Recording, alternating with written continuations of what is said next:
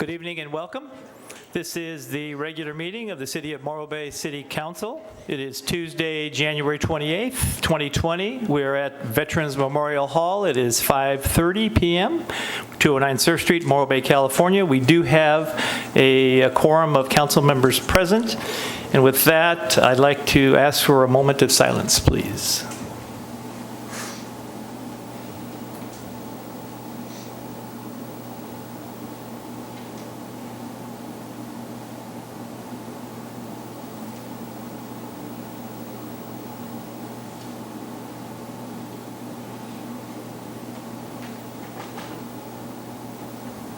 Thank you. And with that, Councilmember Davis, the Pledge of Allegiance, please. On three, 1, 2, 3. I pledge allegiance to the flag of the United States of America and to the republic for which it stands, one nation, under God, indivisible, with liberty and justice for all.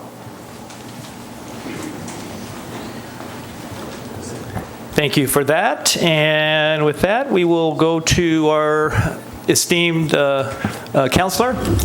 Any closed session reports? No closed session reports, Mr. Mayor. Thank you very much. We'll go to council members' reports. Who'd like to start us off this evening? I'll go. Okay, yeah. Councilmember Davis, thank you. We have started Girl Scout cookie season, and I brought Girl Scout cookies tonight for my colleagues, because I love my colleagues and I love the Girl Scouts, and who doesn't love cookies? On a SLOCOG note, our harbor director, Eric, and I are going to meet Thursday afternoon this week with our SLOCOG representative, John D'Annunzio, to see if SLOCOG can help us work on grant possibilities for a boatyard on our waterfront. There are no guarantees, but they have helped Port San Luis apply for grants in the past. And I will hold office hours this coming Saturday, February 1st. January's gone already. So Saturday, sun and buns from 9 to 10 a.m., office hours, any subject. Thank you. Thank you. Councilmember Addis. Yeah, I don't know if you've all heard, but San Luis Coastal Unified School District is opening the third bilingual school in the county, and it'll be at Baywood Elementary, starting with the kinder class of 2021. And so there's a number of important events coming up, starting with a community forum on February 20th for anybody in the coastal community, Los Osos or Morro Bay, who's interested in finding out more about bilingual education and opportunities for kinder students. So that's 5:30 to 7:30 p.m. at Baywood Elementary. And then kinder registration is opening for any child going into elementary school, and that'll be sort of February, March dates for anybody who wants their child to start kindergarten in 2021. Thank you. Who would like, Councilmember McPherson, announcements? All right, thank you very much. Welcome, everybody. Just a couple things to announce. First of all, this is really exciting.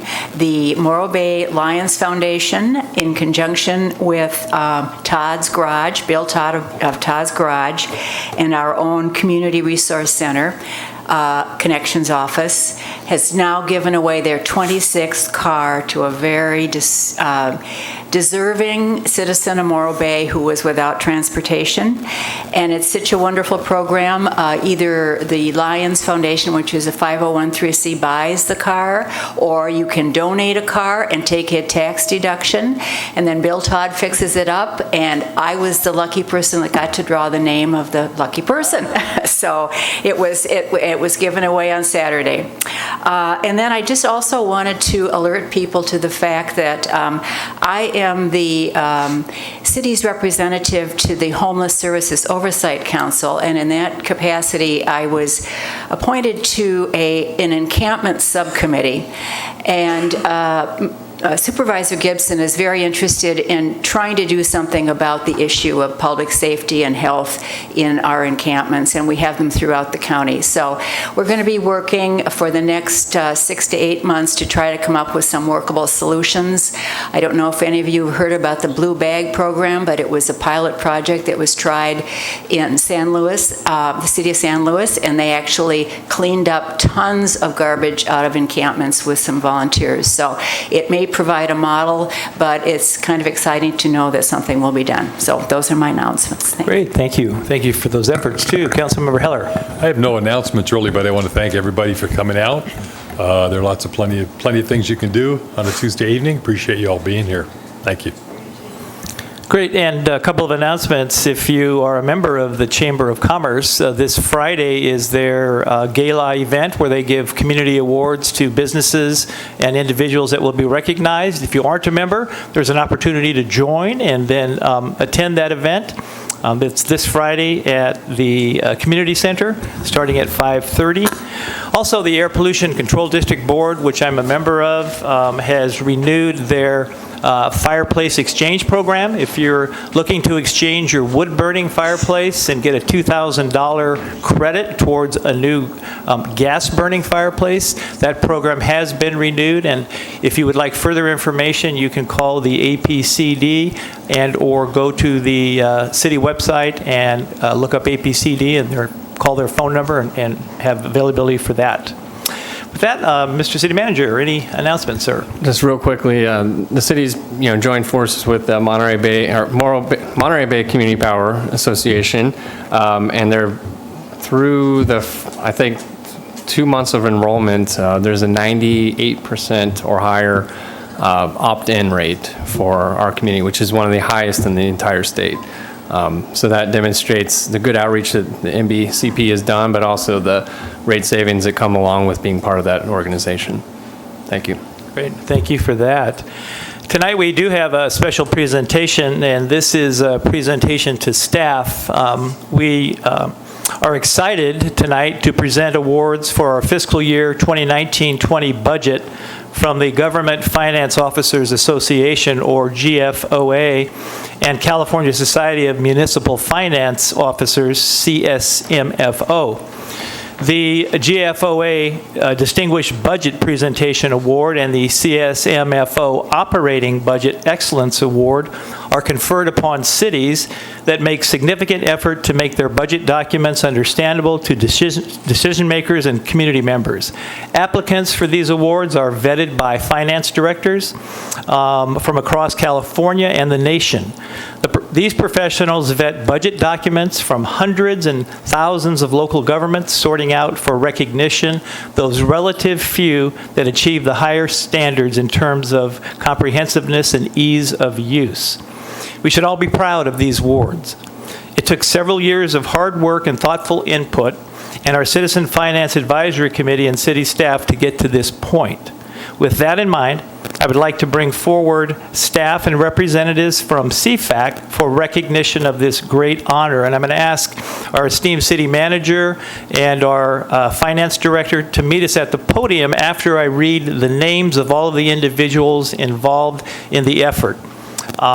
In attendance tonight are city council members, city manager Scott Collins, city attorney Chris Niermeyer, harbor director Eric Endersby, fire chief Steve Knuckles, Police Chief Jody Cox, Public Works Director Rob Leivick, Environmental Programs Manager Damaris Hansen, Utilities Manager Joe Mueller, City Clerk Dana Swanson, HR Manager Lori Goforth, Planning Director Scott Graham, CFAC Chair Barbara Spagnola, Tourism Manager Jen Little, Finance Director Jen Calloway. Those who were a huge help that couldn't attend tonight, I'd like to read some other names. Sandy Martin, of some of our staff, Sherry Valencia, Tracy McConnell, Valerie Webb, Carly Hartzell, Chloe Budd, Janine Burlingame, Cindy Jason, Herb Edwards, Pam Newman, Mike Wilcox, Matt Bishop, Bonnie Johnson, Kirk Carmichael, Lori Stiltz, and Tracy McConnell. I guess that's like the whole city staff, isn't it? This is really a fantastic recognition. I would really like to thank our esteemed city manager, Scott Collins, and our finance director, Jennifer Calloway, for your excellent work. Barbara Spagnola is here from CFAC as well. This is an outstanding award, and I'd like you to meet us down, and I'd like to present that award to you, Mr. City Manager.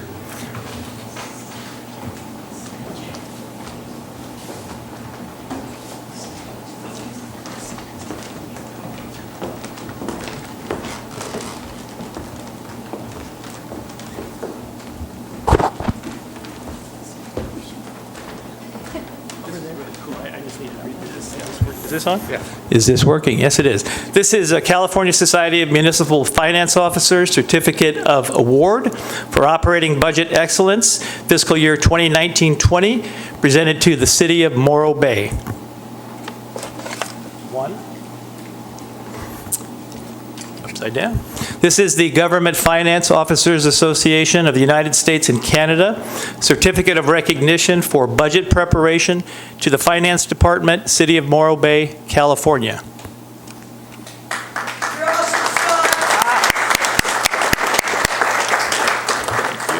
I just want to thank, as John said, basically the entire city works on this budget, and it's been tremendous success working with our Citizen Finance Advisory Committee. It really came up with some great ideas, and really the leadership of our finance director. When she came in, really turned things around. We were already moving in a good direction, but she's really set us on an amazing path towards success and financial sustainability. So we're very thrilled to receive these awards. Thank you all.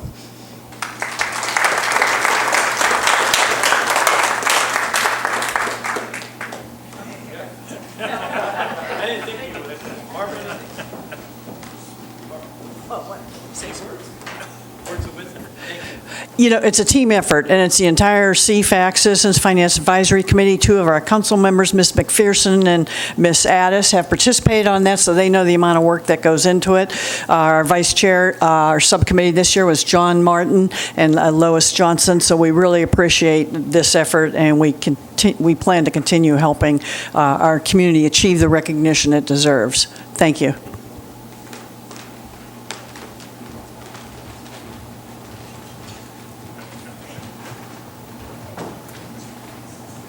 Have 50 people.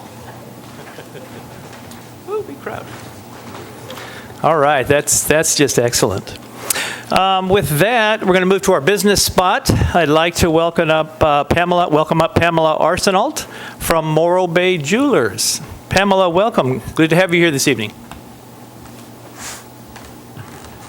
Thank you. Good to be here. I opened Morro Bay Jewelers. A little closer to the mic. Perfect. I opened Morro Bay Jewelers in 2015. I had worked for Jason Cordero with Traditional Jewelers since 12 years. I began my jewelry history back in 1977 in Ohio, and we owned the Mayflower Atlas truck around town. So between trucking and jewelry, we've been quite a few places. But we have our own in-staff jeweler, so all of the repairs are done in-house, not sent out. We sell new estate jewelry. We also buy jewelry, and we have a local numismatist that works with us on site for buying and selling coins. Right now, we've just hired a new sales clerk, plus our jeweler, and then in the summertime, the grandson will be coming down and beginning his training to be the jeweler and carry the store forward. And your location? We're located on the corner of Main and Harbor, 898 Main Street. Phone number? 805-772-1878. Our regular hours are Tuesday through Friday, 10 to 5:30, Saturday, 10 till 2. And we tell our customers if the lights are on, knock on the door, we're there. Great, thank you so much. And Thank that's you. Morro Bay hospitality. When the lights are on, just knock and come on in, Exactly. right? Knock at the door, and, we have our cell numbers there, so if someone needs us in an emergency, we're available 24 hours a day, basically, because I also go to the nursing homes and care facilities. We cut off quite a few rings from elderly patients and stuff, so we're always available. Well, thank you. Thank you. With that, I will open up general public comment. This is for items that are on the agenda for which you can't stay and give public comment during that time, or items not on the agenda. I will start with our speaker slips. First up is Cindy Baton. Cindy, welcome.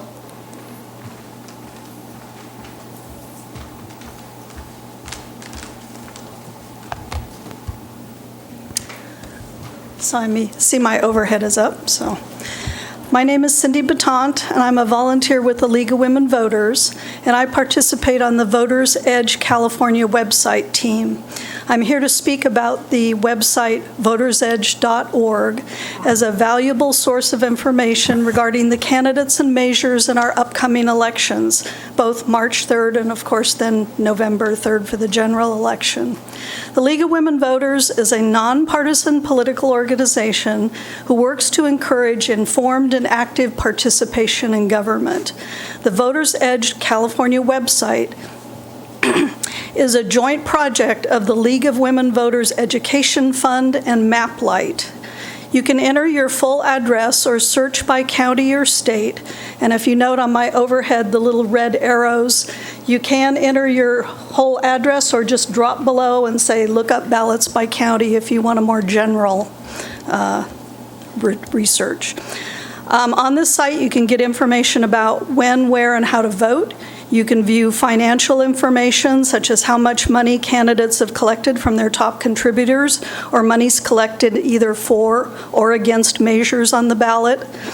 If you do enter your address, you can view your own polling location and hours. You can see everything that will be on your specific ballot, and you can compare candidates' positions side by side. You can also save your choices and print or email it so that you can take it with you on Election Day. The data that appears on the Voters Edge California comes from a variety of sources with priority placed on collecting data that is nonpartisan, transparent, and accurate. Voters Edge California does not take any position on or express any preference about the issues or candidates displayed on this site, and neither supports nor opposes candidates or political parties. Sources for the candidate information comes from election authorities, the candidates themselves, and research done by the Voters Edge team. Sources for measure information comes from official government sources, election authority, city auditor, budget office, legislative analyst's office, and similar entities. And additional information also comes from the League of Women Voters California Education Fund and the local League of Women Voters Pro and Con document and the Easy Voter Guide. MapLight obtains campaign finance data from federal bulk files for the federal candidates and from the California Secretary of State for state-level candidates. The Voters Edge website brings a lot of useful information together all in one place, and it's in English or in Spanish.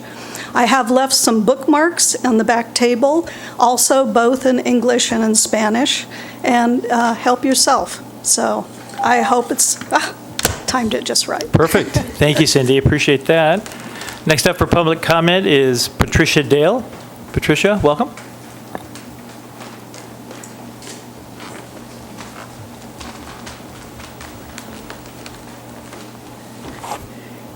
Good evening.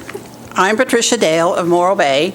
I've lived here since 2005, and along with approximately 10 other Morro Bay locals, a member of the League of Women Voters.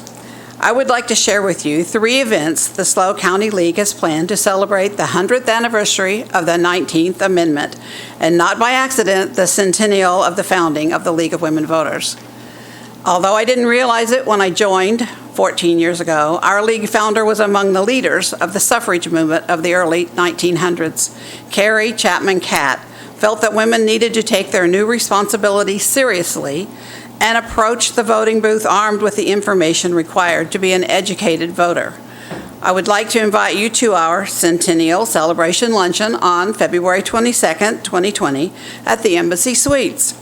We will be featuring Carolyn Jefferson Jenkins, author and former two-term National League president, as well as 8th grade essay contest winners from the SLO County Middle Schools. Professional short documentaries focusing on voting using local residents and league volunteers also will be highlighted. Additionally, we will be honoring our 10 50-year members, and if you're willing to suspend your disbelief for a short time, you'll be meeting Carrie Chapman Catt herself as she discusses the promises and pitfalls facing the league in 1920.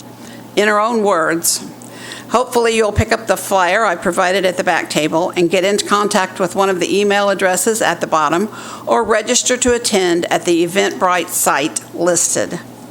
The second event to put on your calendars will be held the last 2 weeks in April at the SLO County Library. The League is co-sponsoring with several community partners a traveling library exhibit, 100 years after the 19th Amendment, their legacy and our future, to be displayed on the second floor of the main library for public viewing. And lastly, our biggest endeavor, an afternoon celebration in Mission Plaza on August 22nd, in conjunction with 20-plus community organizations.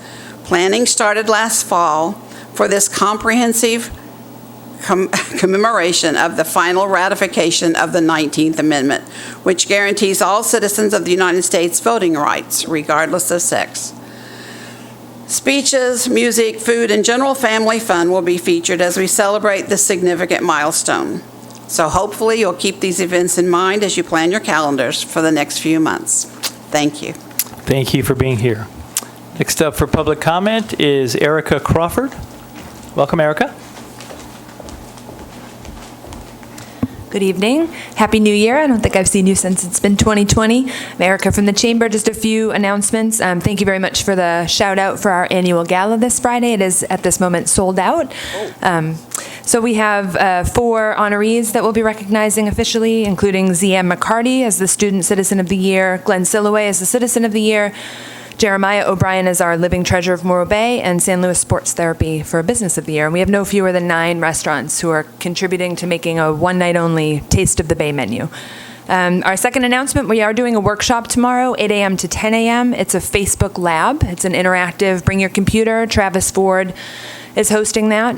It's at the Inn at Morro Bay. You can just turn up and register, get in there and learn all the tips and tricks for Facebook. Travis is expert.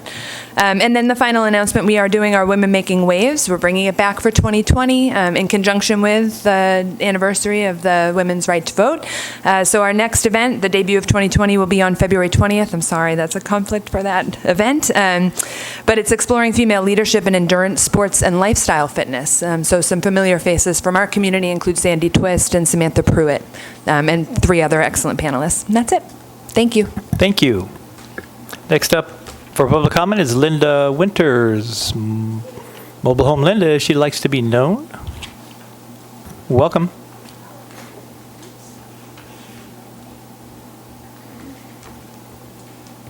Good evening. I am Linda Winters, Mobile Home Park Linda. Belated Happy New Year to you all. I didn't speak during the last meeting because we were running a little bit late. I say with a very heavy heart in the light of the tragic event that occurred on Sunday that took 9 lives so suddenly.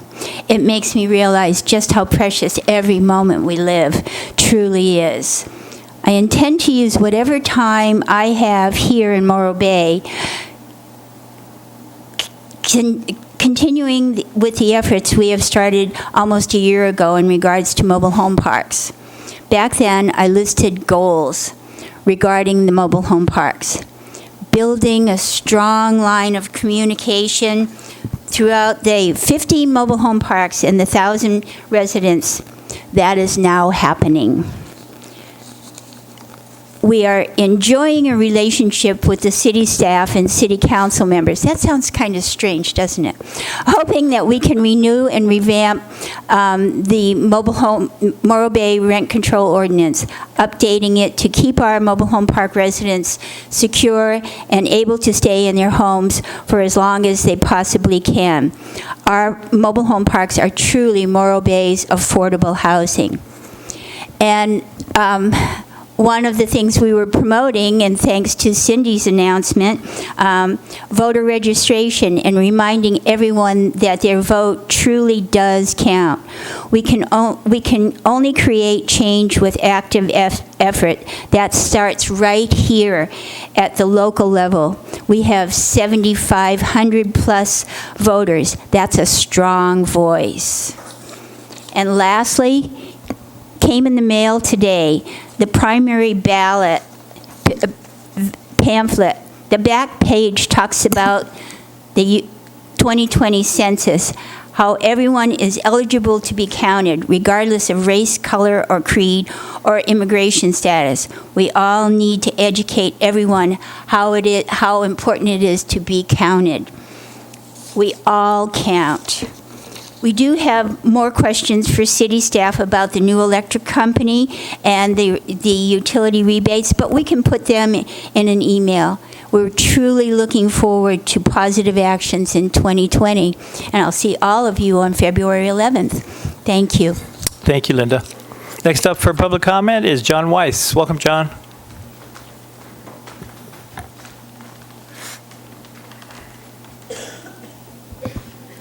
Good evening. John Weiss, resident, business owner, Morro Bay. I'd like to just simply mention a calendar note. The Maritime Museum has a great guest speaker, actually this Thursday. Captain Evan Barbas of a Merc container ship, which can carry up to $1 billion in cargo, has experience with pirates around the Horn, and many other fascinating stories. I'd suggest you pick up a ticket, if available, by Thursday. Hope you have a good meeting tonight. Thank you. Thanks, John.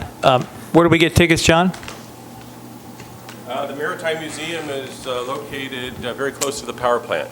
Yes, I mean for our public that is watching TV. Yeah, very close to the power plant. Great. Okay, Thank you. thanks. Next up for public comment is Mimi Goldberg. Mimi, welcome.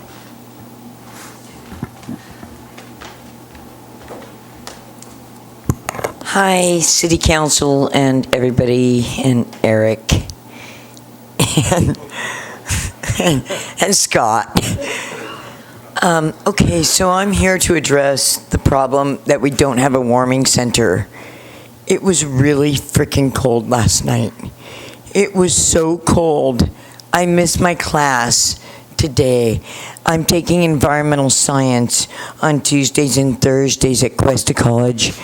It was so cold. It was so cold. It was really cold. Okay, so please, don't be the last freaking city in our county to get a warming center. I don't understand why you don't believe it's not cold out there and there's homeless people. We need it. And I'm trying to do good. And I really, please,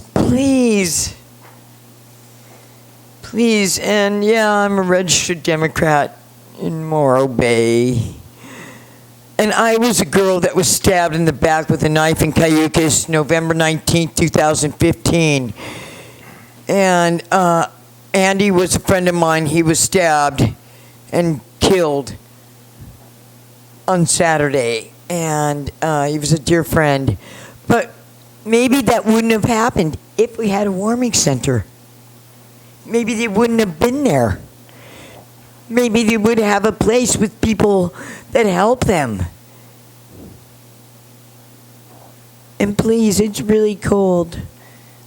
Don't wait 6 to 8 months or whatever. No, we need it now. We need it now. And the governor, I called the governor's office. I spoke with the secretary a bunch of times, and then I called the Board of Supervisors, and Hill is working, with, yes. And so and Bruce Gibson, but please, if we can get this expedited, we really need it. Please and thank you. Thanks, you guys. Thank you, Mimi. Public comment is still open. This is general public comment for items on the agenda for which you can't stay, or any other comments you'd like to make. Welcome, Betty.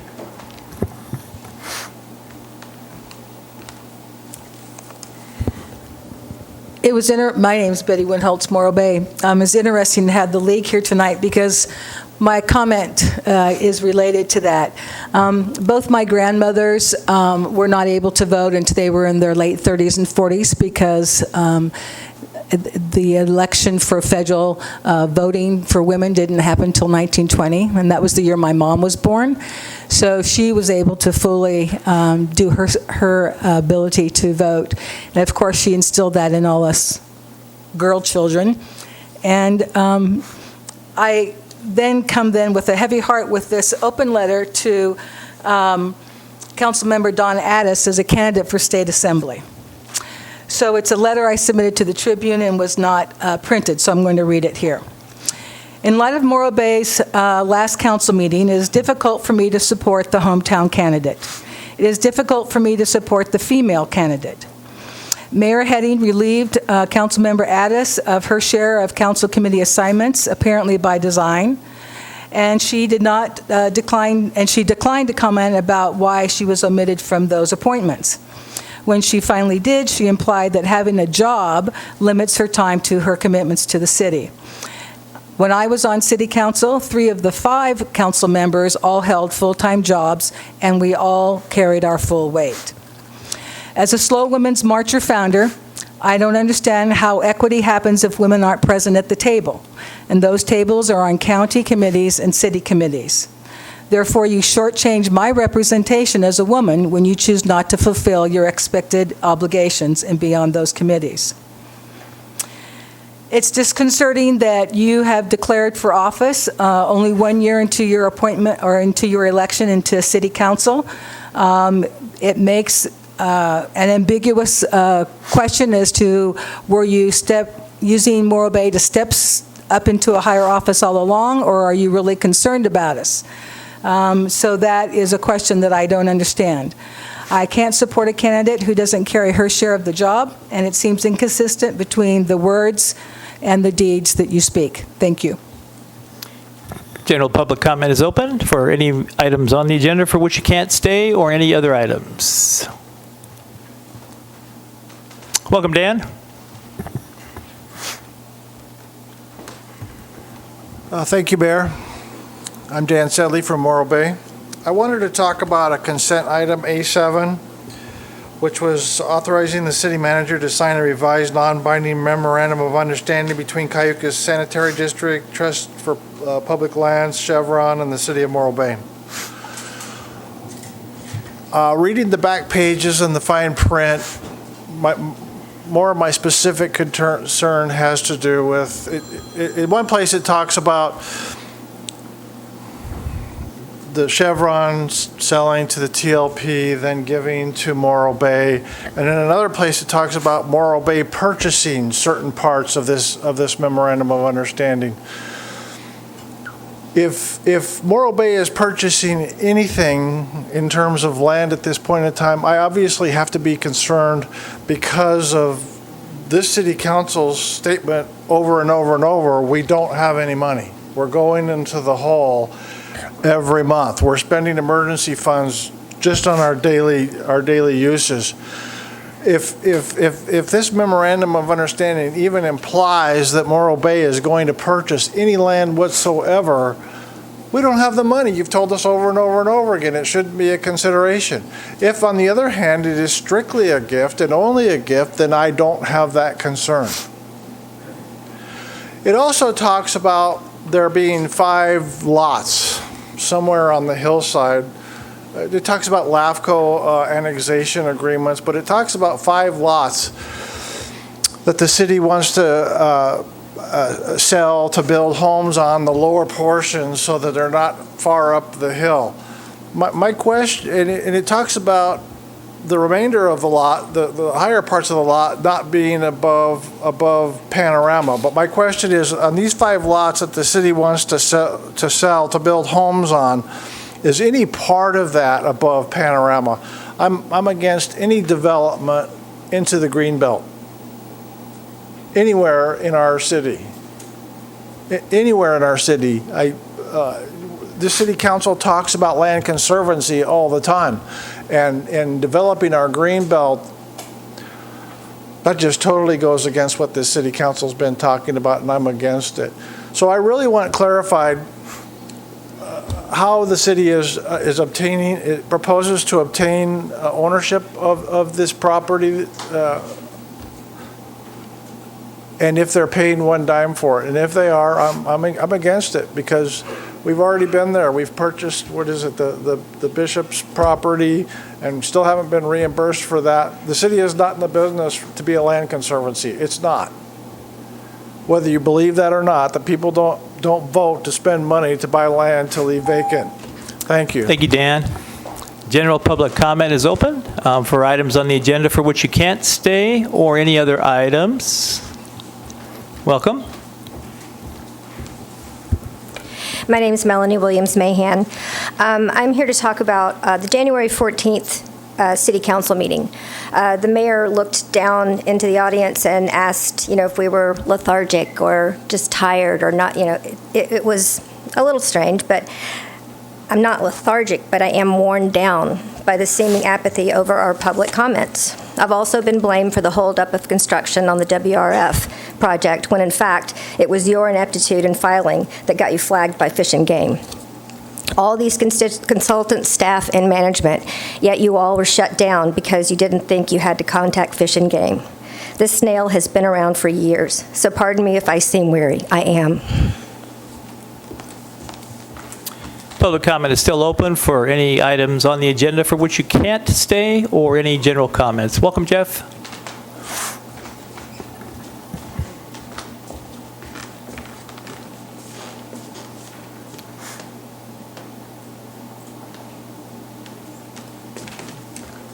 Hello, Mayor, City Council, and people at home and everywhere else. I don't always speak with a loud voice. I'll try and make sure I do that this time. I'm here to confirm that we squared away a museum show and a contest for all of the students in high school. It'll be all the seniors doing self-portraits, and it's be at the San Luis Obispo Museum of Art. The contest was pretty cool. We ended up having 15 high schools participate, starting up at Paso and then all the way down to Napomo. And what will happen is you can maybe kind of see it there, but the students will all be doing self-portraits and learning a little bit more about themselves and education, things like that. One of the things that's going to go on is I'm going to share a little book with all the students. It's this little guide to design that takes into account the 30 years of lessons that I've learned from being in marketing and the movies. Phrases like "me is we," which is the title of our show, which is no one ever designs anything absolutely by themselves alone. Someone influenced you, fed you, inspired you, loved you, and challenged you. Always remember to share the credit.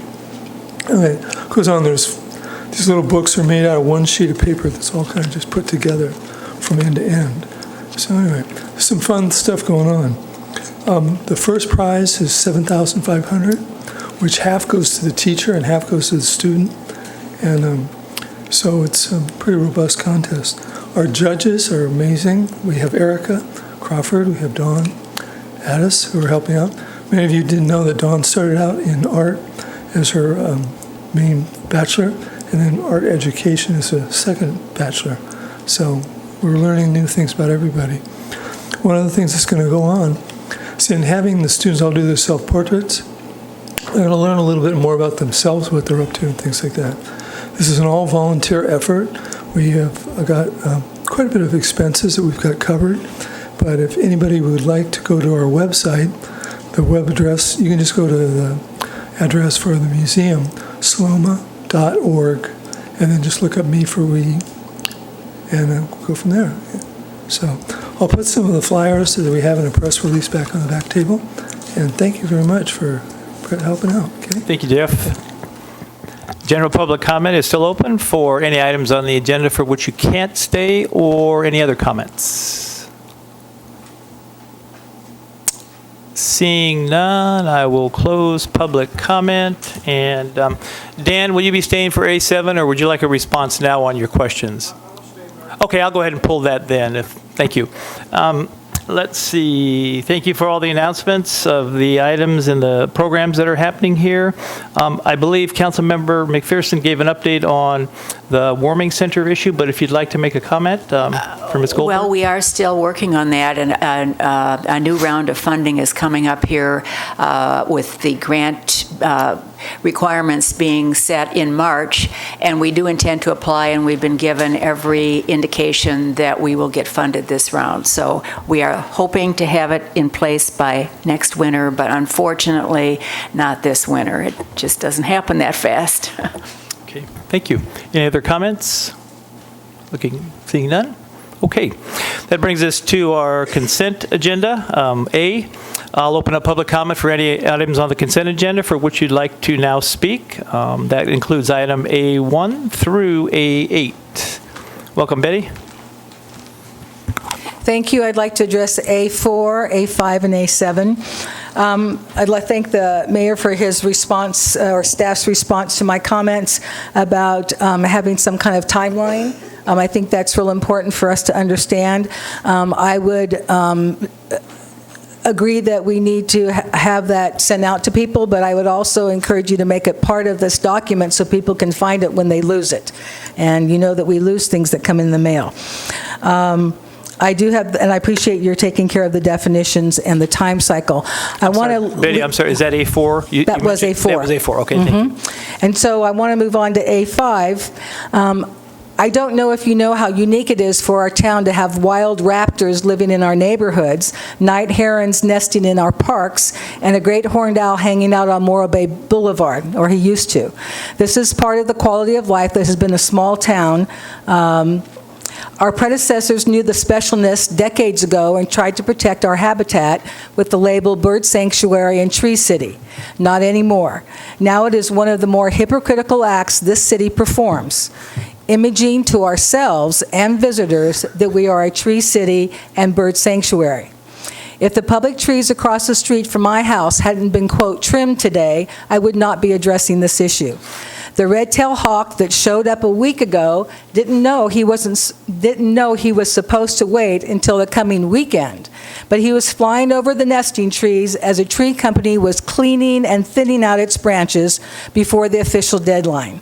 8 vultures joined him, and they circled and circled and circled as these men cut down the branches.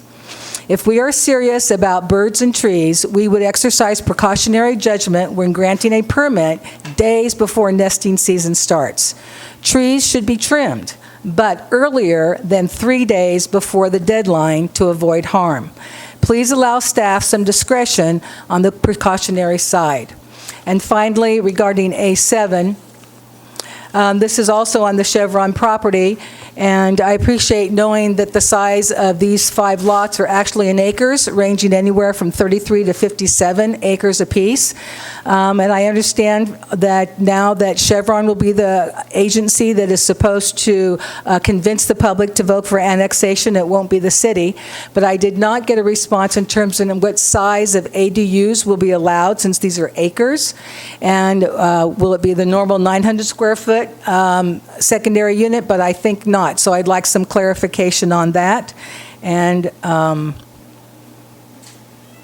I think, again, that in order to protect the dog beach, which does not need to be linked to the exchange with the annexation, and to protect our view shed, that no action needs to be taken. Thank you.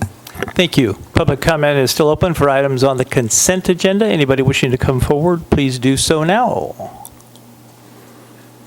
Seeing none, I will close public comment for consent.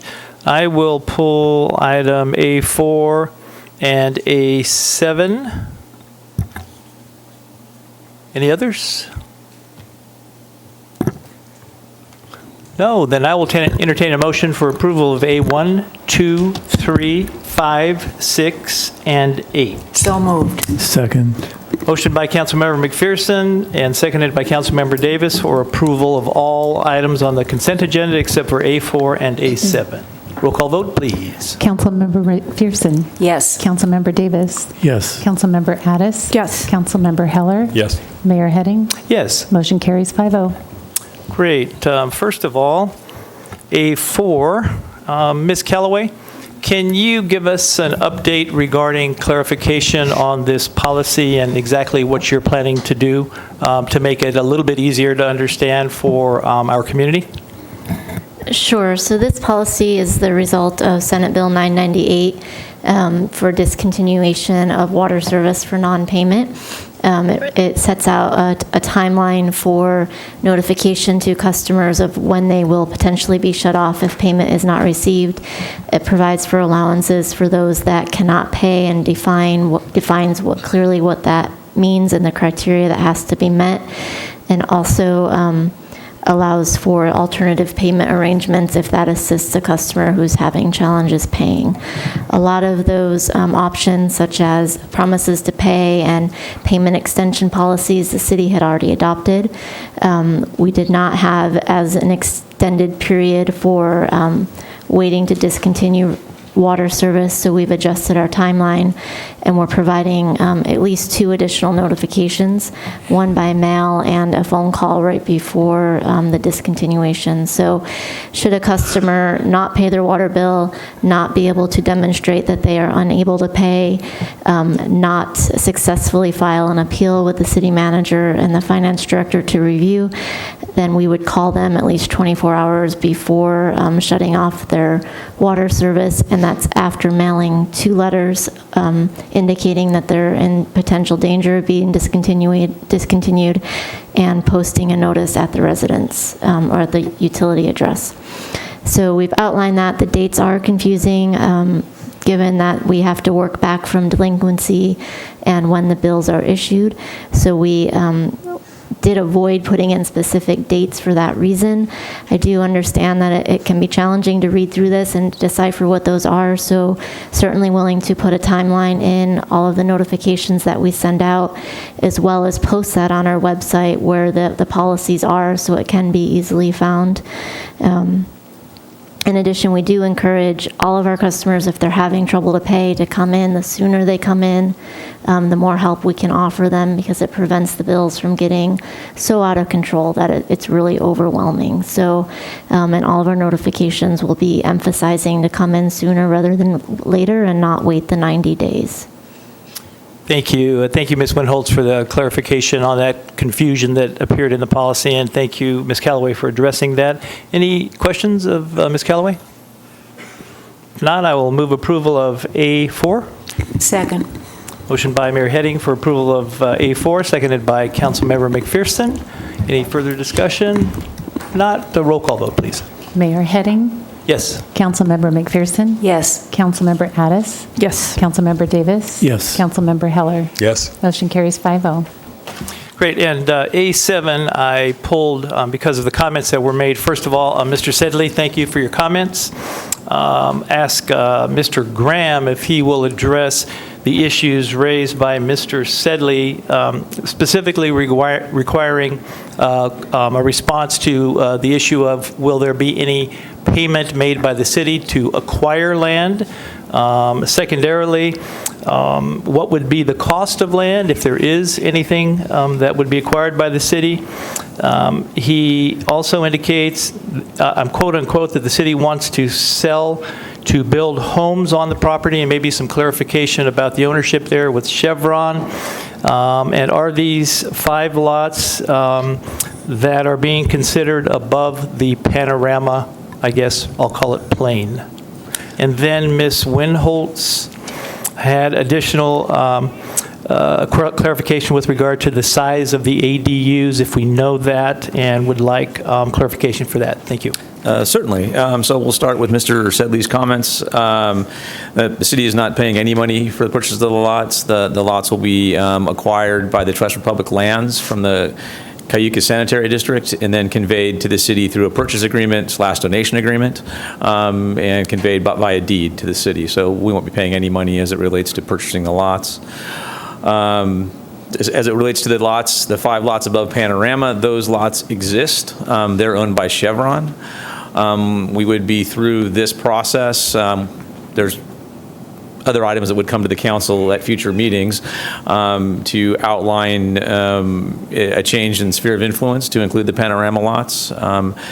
With those documents would come a limitation on where homes could be placed. And so we'd have a single home on each lot, and they would be located toward the bottom of those lots, preserving the backdrop of the city, meaning bottom of the lots towards the existing homes that sit at the top of Panorama in the current development state along that street. Moving on to the question raised by Ms. Winholtz about ADUs. Yes, ADUs would be allowed there. Legislation that recently took effect, AB 881, basically allows ADUs in any residential zone in association with any residential development with very few limitations. Currently, the maximum limitation or size for an ADU could be up to 1,200 square feet. So that would be the maximum size of an ADU in those locations. The limitations that are placed on this as it relates to our discretionary authority for, approving or denying those things would really hinge on whether there was sewer and water capacity issues in the city, whether there was health, life, safety issues in, approving development in those locations, and whether there was traffic impacts related to approving those types of things. The city could have some discretion related to those, but you'd have to make findings related to that if you were denying accessory dwelling units in those locations.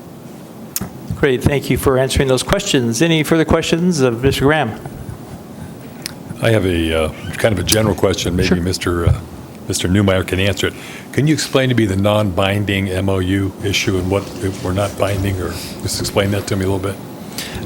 It basically means what it says insofar as the city has no legal obligation to follow any of the conditions in this MOU, nor do any of the parties. It's simply a roadmap that the parties have drafted to follow, but it's non-binding, meaning that if we tomorrow didn't want to do any of the things in here, there's no legal recourse for the other parties to bring against us. Okay, thanks. Any further questions? If not, I'll move approval of A7. Second. Motion by Mayor Heading to approve A7, second by Councilmember Davis, and roll call vote, please. Mayor Heading? Yes. Councilmember Davis? Yes. Councilmember Addis? Yes. Councilmember Heller? Yes. And Councilmember McPherson? Yes. Motion carries 5-0. Great, thank you. That brings us to business item C1.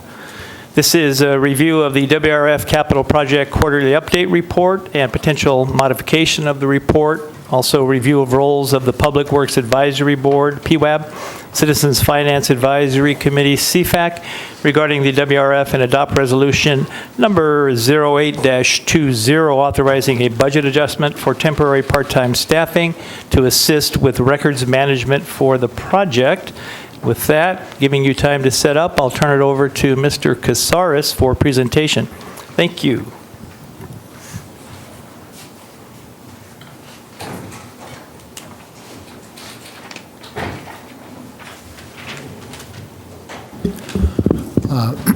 Thank you, Mr. Mayor, members of council. Eric Casares, the city's WRF program manager.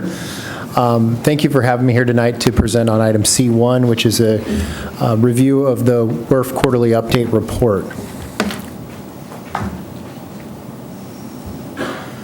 A couple of items we're asking for here this evening. One is that you receive the Water Reclamation Facility Project Quarterly Update Report. Review some of the recommendations from the recent CFAC meeting regarding modifications to the quarterly report content. Review and provide direction regarding the roles of PWAB and CFAC in regards to the WRF. And then the fourth item, I will pass it back over to Mr. Collins, City Manager, to address. In terms of the quarterly report overview, Just a quick item that I like to highlight every time we go over these reports. The program manager produces a single report for CFAC and City Council each month, which is tracking of actual expenditures that are incurred on a monthly basis. That monthly report is expanded every third month and comes to you at the close of the quarter with a expanded presentation like we are here tonight. In other months, that report goes onto consent for you to review. The budget and schedule are rebaselined annually at the end of the fiscal year. So the last baseline of the budget and schedule was done on July 1st of 2019, or essentially the end of June of 2019. A high-level summary of the project status. One, the project is currently on budget. The new budget that you'll see in the quarterly report is in line with the original $126 million budget that was adopted in the middle of 2018 and was the basis of the 2018 rate study and the subsequent rate increase. Several major elements of the project are behind schedule, and I'll go into some of those things as we discuss here further. Overall, the project is behind schedule because of these different elements being, the different project elements being behind schedule, but we're not at risk currently of missing our TSO compliance. And just as a recap, the TSO that the city received in mid-2018 from the regional board regarding new discharge requirements requires the new facility to be in operation and meeting the new discharge requirements by February 28th of 2023. Based on our current schedule, we anticipate substantial completion of the water reclamation facility, and since being in compliance with those new discharge requirements by the middle of April of 2022.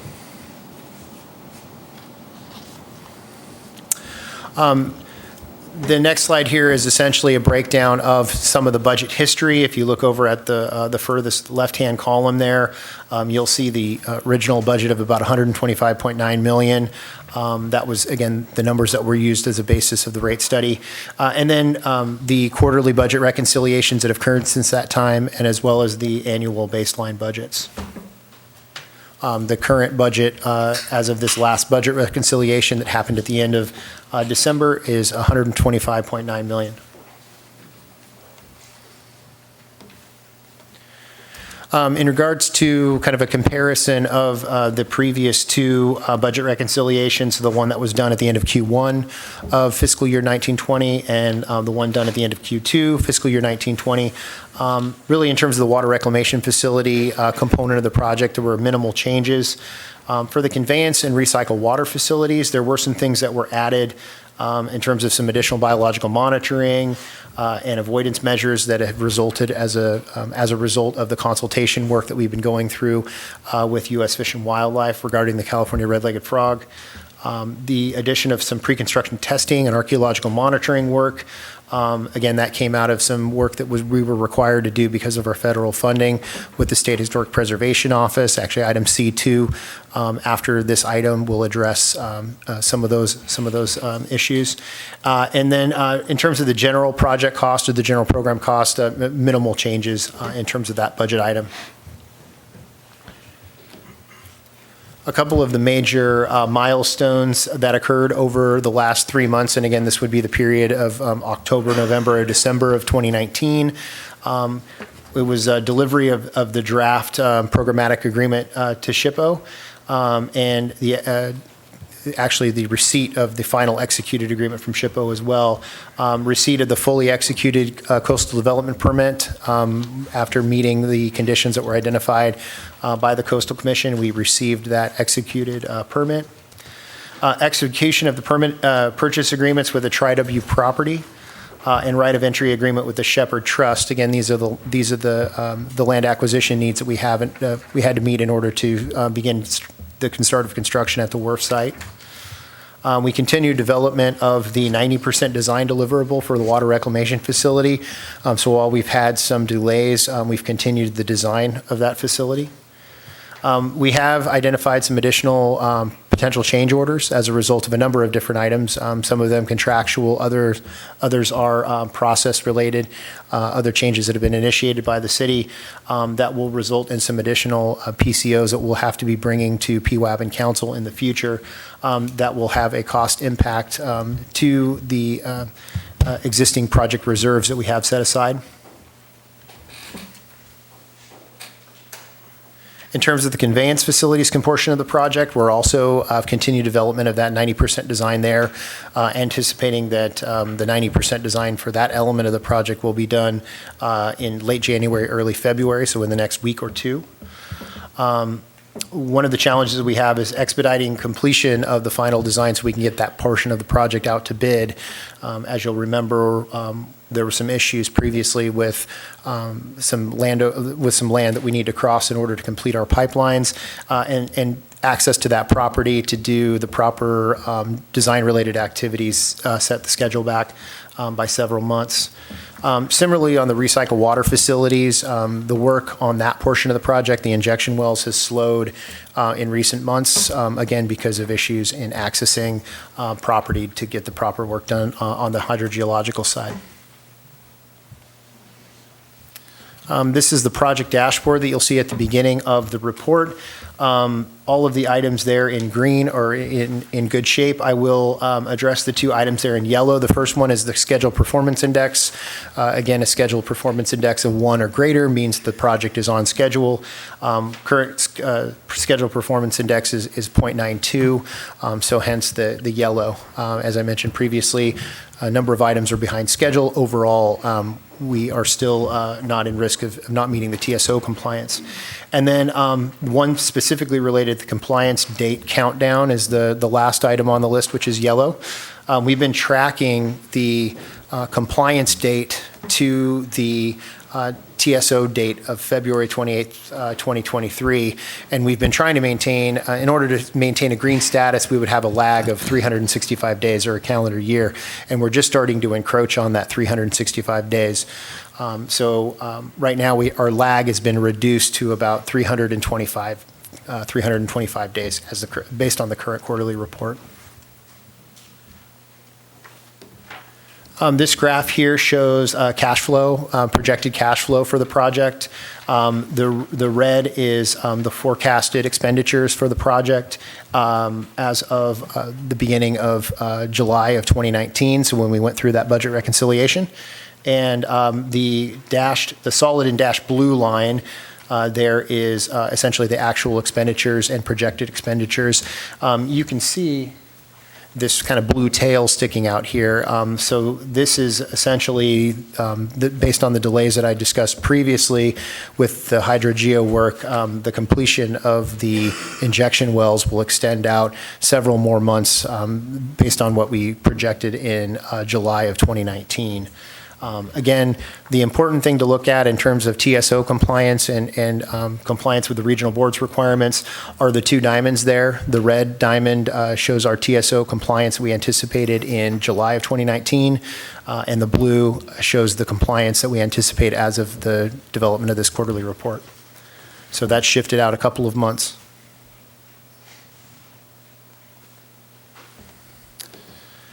The next table up here shows the expenditures to date.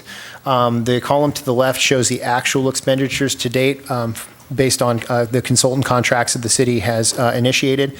So just about $13.5 million.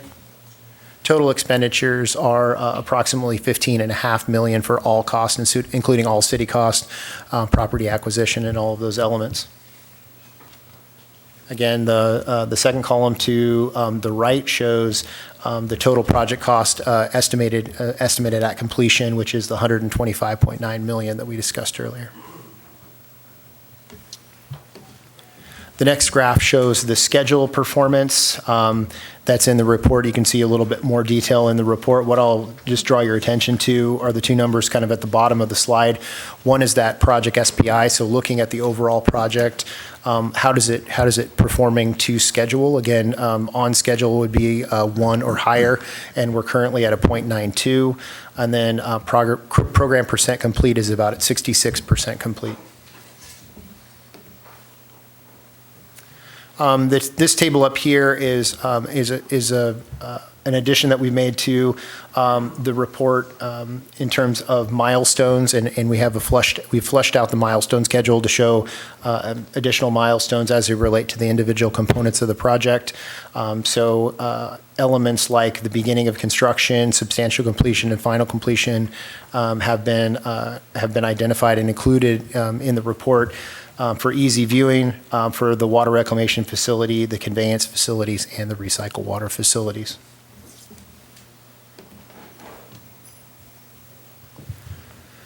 As I mentioned, really our biggest risk at this point in time is schedule and trying to get back to our baseline schedule that we set in July of 2019. And there's a couple of elements that we need to address in order to get back onto that schedule. One is in terms of some of the general permitting activities. We're currently working on a permit for both the California Department of Fish and Wildlife and the encroachment permit for Caltrans. Again, these are directly related to the conveyance facilities portion of the project. We need to have these permits in hand before we can start construction on that element of the project. That's scheduled for the summer of 2020. In terms of another permitting activity that we've fallen behind on a little bit is the potable reuse permitting. Essentially, we're just continuing and ramping up our work on a couple of the critical elements for that. One is the enhanced source control program, which is essentially the city's new pretreatment program that will need to be implemented in the future to support the potable reuse activities.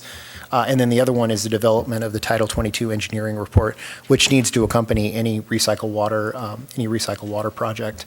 Really, the critical item holding that back is the completion of the hydrogeological work that we've discussed previously that's been delayed.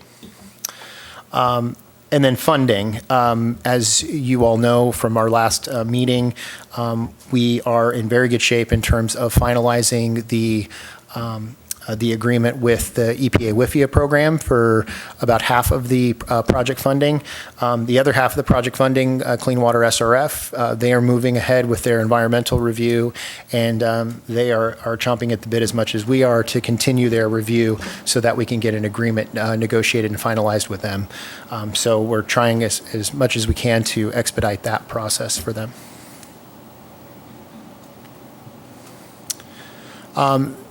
That's the quarterly report overview. Just a couple of other quick items that wanted to address before we get into questions and discussion. One is the CFAC recommendations. So over the last couple of CFAC meetings, there's been discussions about some changes to the quarterly report. The staff report makes mention of some specific items that CFAC approved for you to consider here tonight in terms of changes to the report. Most of it is centered around what we're calling table number 3. It would be a table that would be inserted into the quarterly report.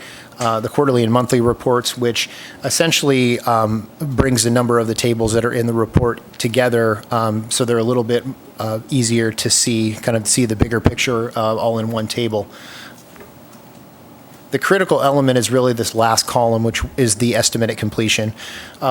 We give the estimate at completion in terms of that $125.9 million is essentially, that's our estimate at completion in terms of what we project the cost of the project will be when the project is done.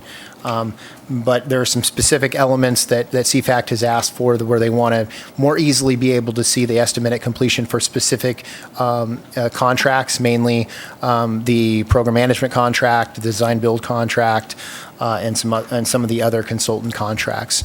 So this example table is what they would like to see added to the report.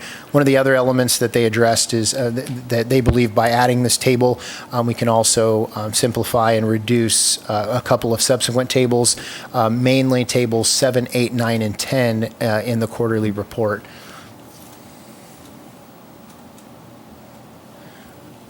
The other discussion item here that was in the staff report is really the roles of CFAC and PWAB and something that we wanted to highlight for discussion this evening. So in terms of the roles of CFAC and PWAB and why this was broached in the staff report. At the last meeting of CFAC several weeks ago, they began asking clarifications about their role as it relates to the water reclamation facility. The finance advisory role for the water reclamation facility was originally assigned to CFAC in January 2019, and that role was adjusted or refined a little bit throughout the beginning of 2019. Also, WRF-CAC was dissolved in December of 2019, and the responsibilities of the WRF in terms of the technical elements of the WRF project were assigned to PWAB.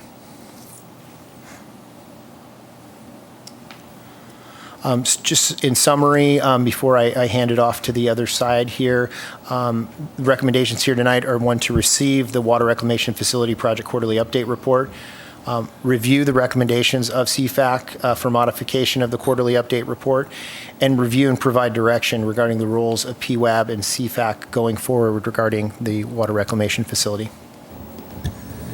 With that, I'll pass it to Mr. Collins. Thank you. Thank you, Eric. And just briefly touch upon the PWAB and CFAC real quick. So CFAC does perform a very important role in reviewing the quarterly reports prior to City Council's review. I think the clarification CFAC is trying to seek is just exactly what the expectation is in terms of reviewing that. Do they want to submit comments? Do you want recommendations? You simply want to receive and file?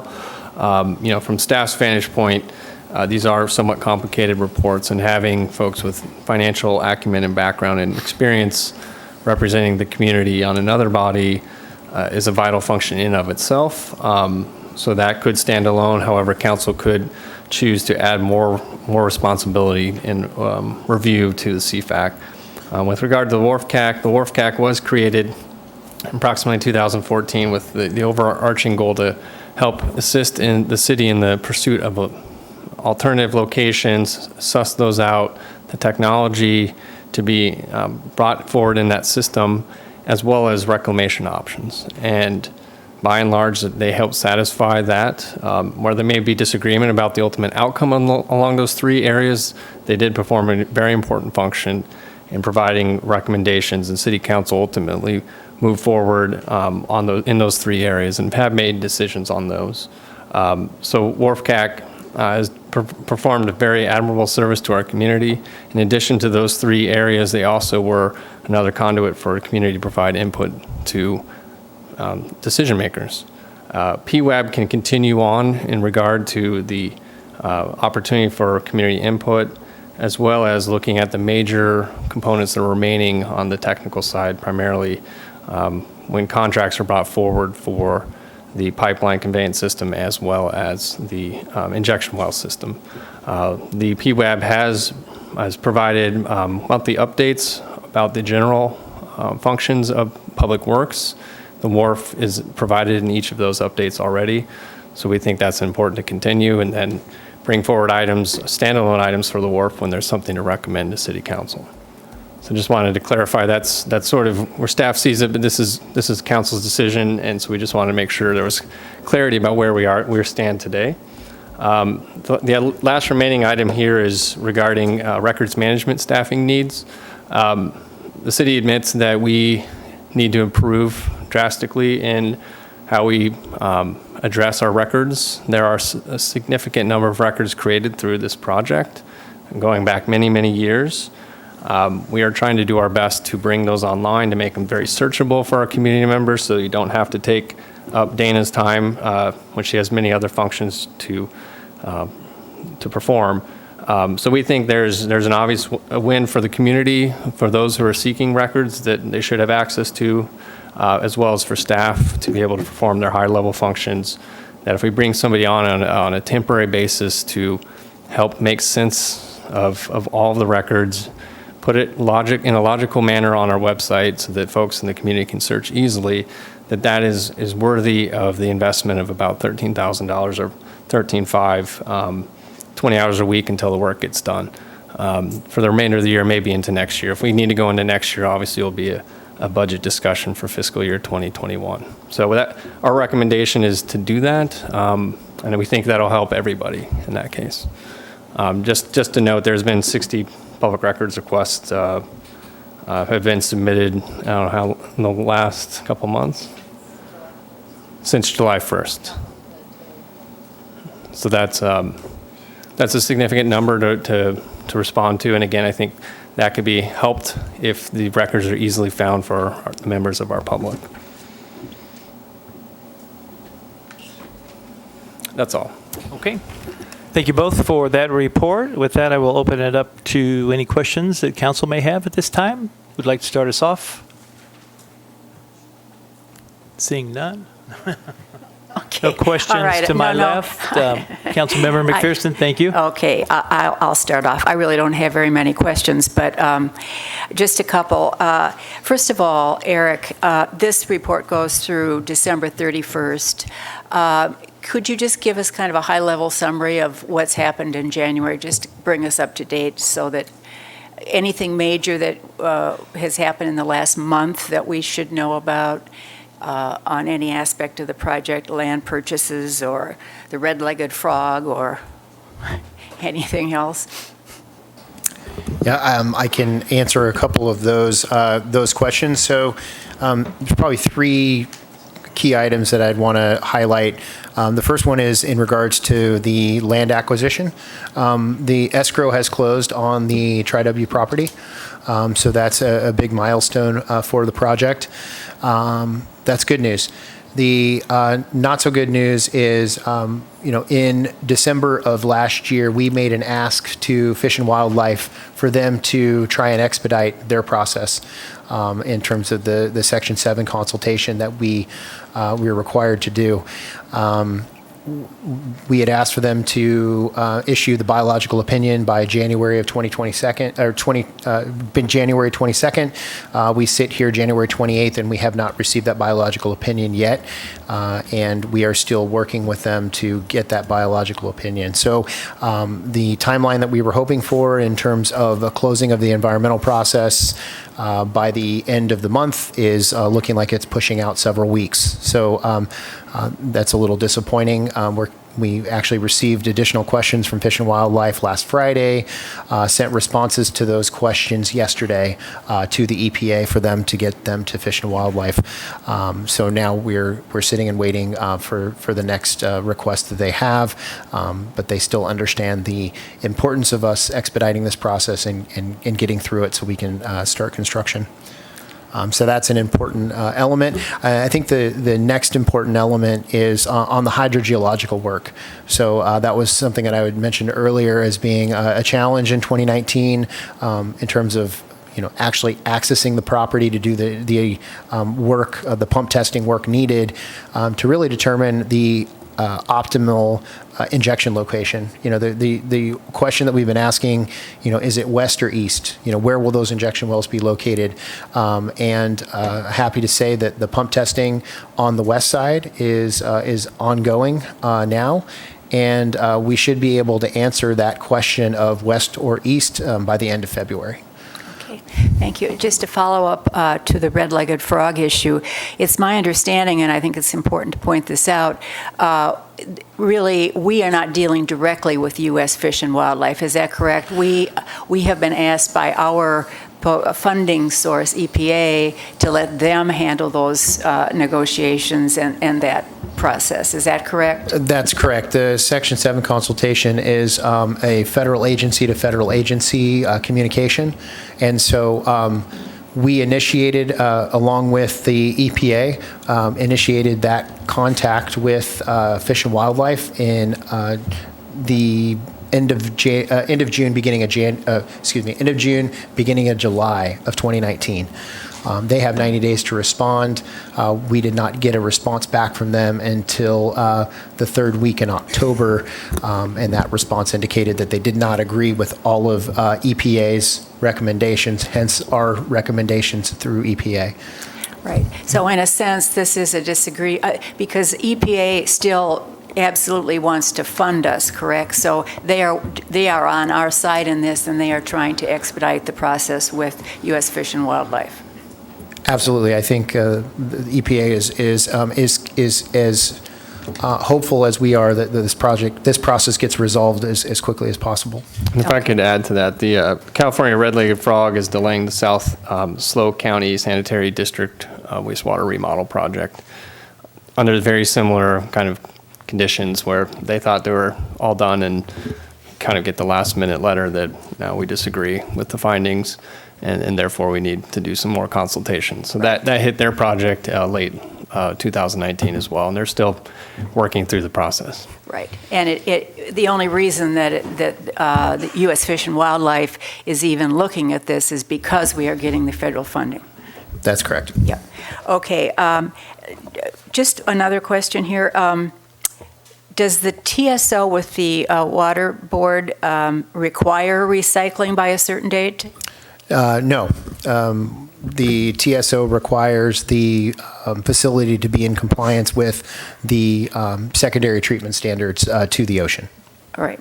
And are there any other time limits placed on this project by any of our funding sources in terms of meeting a schedule, or is it?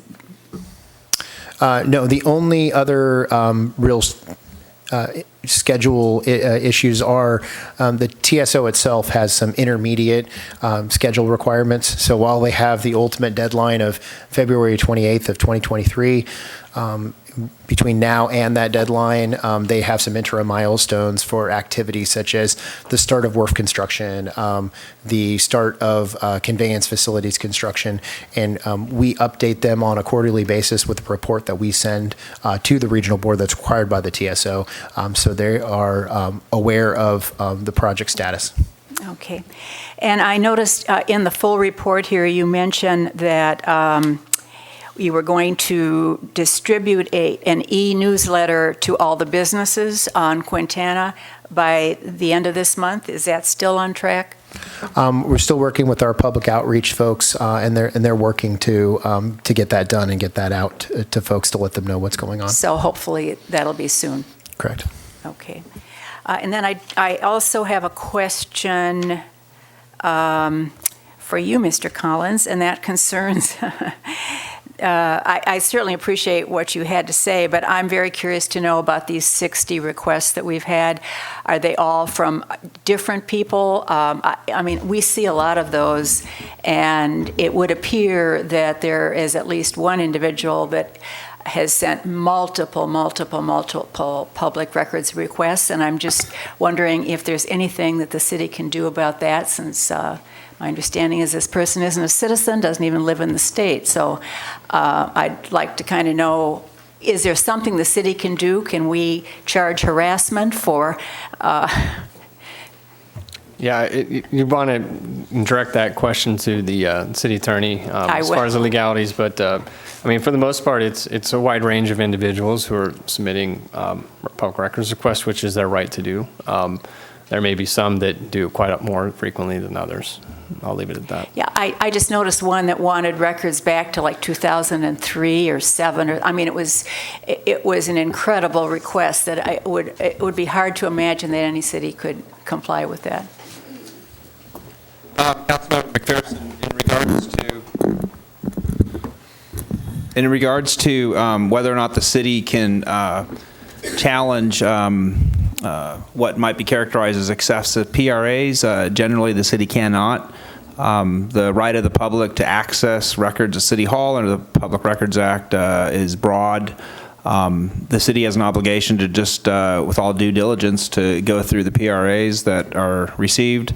When there's a large volume of Public Records Act requests, PRARs, the city reasonably is not expected to turn them around within a few days. It just depends on the volume that come in, but they're, except in very rare circumstances, is there an ability of the city to deny a PRA on that the individual that is submitting it has submitted too many. Okay, thank you. Thank you. I think Councilmember Heller, you had some questions, sir? Yes, I do. Thank you.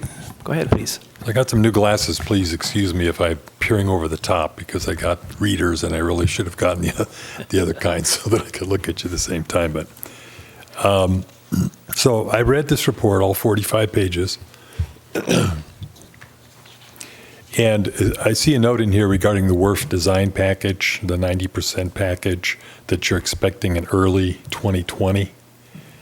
Do you have a date when you actually expect to receive that, or does that mean the end of this month or the end of March, or when? As of the development of this report, we were looking at the middle of February, the first couple weeks of February. We are still working through a couple of design changes that would have an impact on the 90%, but before the end of February is what we anticipate for the 90%. Okay. And then, so escrow is closed on the property. Do you intend to break ground before the 90% is delivered? I see a note here that you're going to start in February or March. Yeah, so we're intending to break ground. Really, the only thing holding us back from breaking ground right now is getting the biological opinion from the U.S. Fish and Wildlife. So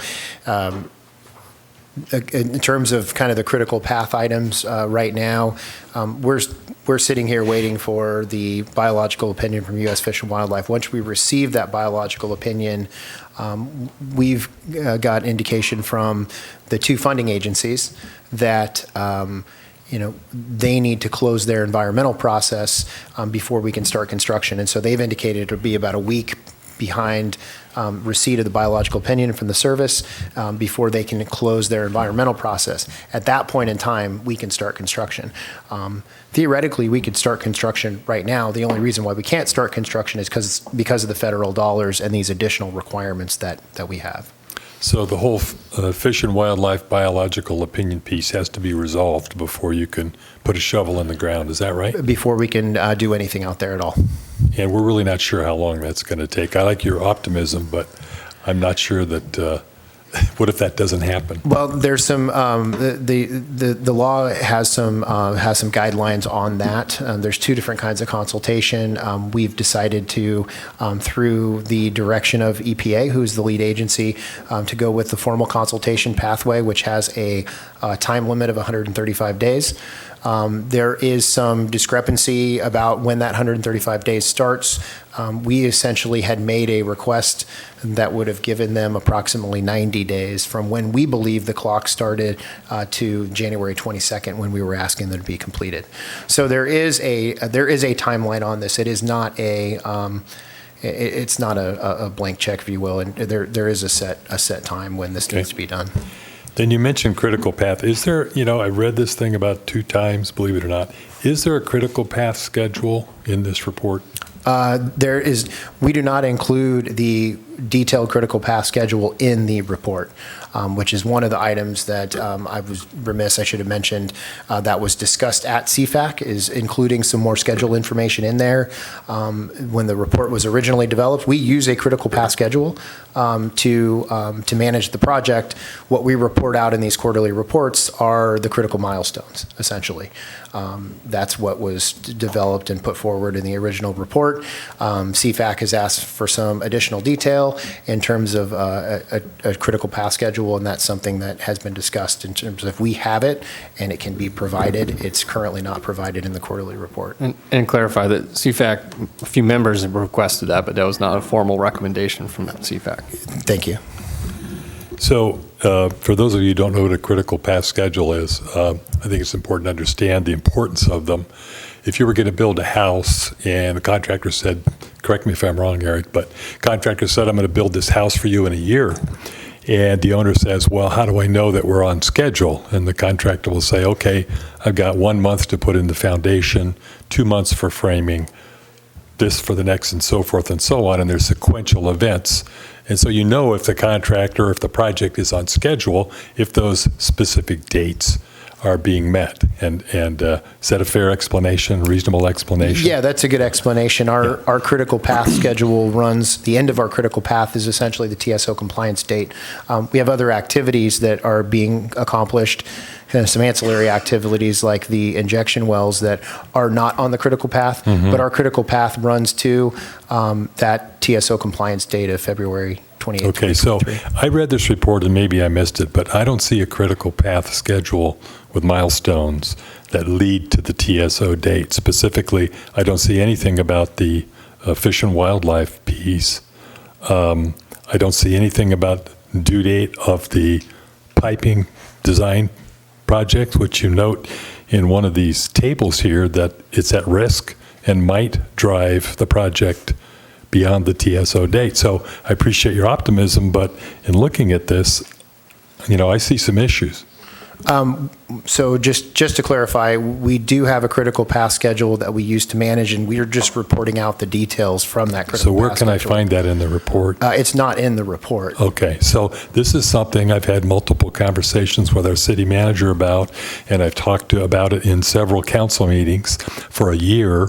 And for this project, considering what you're paying your firm, and I don't want you to take this personally, but for this project, for what we're paying this consultant, to not have a critical path schedule in it, which is Program Management 101. Did you have a question, Councilmember And Heller? my This question is, why does it not have this in here after all my discussions with the city manager and talking about it in these meetings? Why is it not in these reports?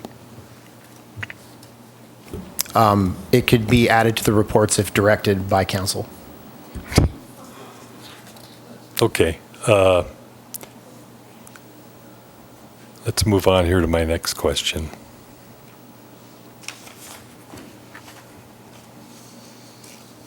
So the sewer plant project, you have on table 1, which is on page 61, Eric, you have a table that has title is Project Accomplishments and Challenges, and there are 3 columns in that table.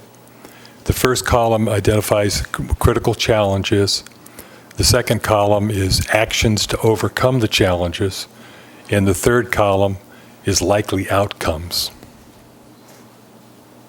I'm sure you're familiar with the one I'm talking about. So for the WRF, and when we talk about WRF in this project, we're talking about the sewer plant only, right? Unless we say WRF program. But the WRF project is the sewer plant only, and I want the public to understand this. So critical challenges is, it says here, additional PCOs, which is a proposed change order. That's a change order which the owner has the right to reject if they don't like it or if they don't want to do that work. That's what a proposed change order is. So critical challenge, additional PCOs have been identified, okay? And if you may remember, some PCOs have already been approved by the council, but apparently there are more coming. And this is on the guarantee. Do you have a question? I'm I sorry. do have a question, if you let me get to it. I would appreciate it. I'd appreciate you giving time to talk about this with $126 million on the line here. Thank you. Next column is actions to overcome this challenge. The city needs to critically evaluate the need for the PCOs. So my question is, we've got a team here, city manager, Carollo Engineering, Mr. Leivik. Who on that team makes the decision when you refer to the city? Who is that? I do. I make the recommendations that go forward to PWAB, I guess, in this case, and then ultimate decision-making is by city council. Okay. Thank you for that. I did not know the answer to that. Last time I brought it up, I couldn't seem to get an answer. The likely outcome to this, if you can overcome the challenges, will lead to an increase in the guaranteed maximum price. Am I looking at that correctly, Eric? That's correct. Okay. So my question to you, and perhaps to the whole team, is what is your understanding of what a guaranteed maximum price means? In this context, in the agreement that was executed with the design build team, the guaranteed maximum price is the maximum price that firm will be paid to do the work that's included in that agreement. So there is a very specific scope of work included in the design build agreement.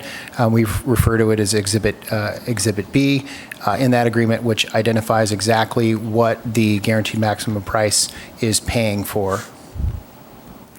Okay, so are these proposed change orders things that the management team is asking, that the city is asking for, or were these issues with the bid documents that were developed by the team and put out to bid? There's a couple of different categories that we're dealing with in terms of the potential change orders. One category is there are some contractual requirements in terms of when construction was to start. We've missed the dates when construction was supposed to start because of issues with the Section 7 consultation. So the design build team is able to come back to the table to ask for more money in terms of escalation and delay costs. So that will be included as a PCO that will come to PWAB and council.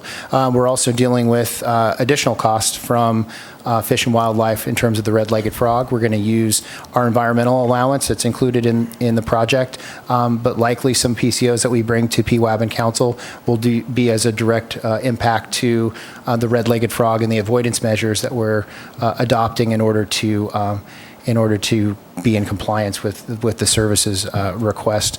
There's also a number of items that we've identified that were not originally addressed in the request for proposals, and so they weren't addressed, or excuse me, they weren't included in the design build team's original proposal. So those are items that we've identified because of a number of different reasons that we will present when we bring this back to PWAB and council. And then the other element is we've done some additional water quality analysis and we've done some additional data gathering that shows that we need to make some changes to the project that have cost impacts as well, so things that were not foreseen. So those are kind of the major categories of the change orders, or excuse me, the PCOs that will come to council for consideration. Okay. Moving on to page 62, table 1, it's the same kind of table, project accomplishments and challenges, 3 columns, but it's referring to the piping project, which is, so the program has been divided into 3 projects, the sewer plant on the hill, the piping project, and the recycled water project. So this table refers to the conveyance facilities. Critical challenges, expediting completion of the final design. Can you tell me what expediting the completion means? So there's a couple of things that we're doing. One, we're pushing the design team as hard as we can for them to get the design done. And how do you do that? We are looking at ways to eliminate some of the deliverables potentially. So we have a 90%, 100% in a bid set submittal.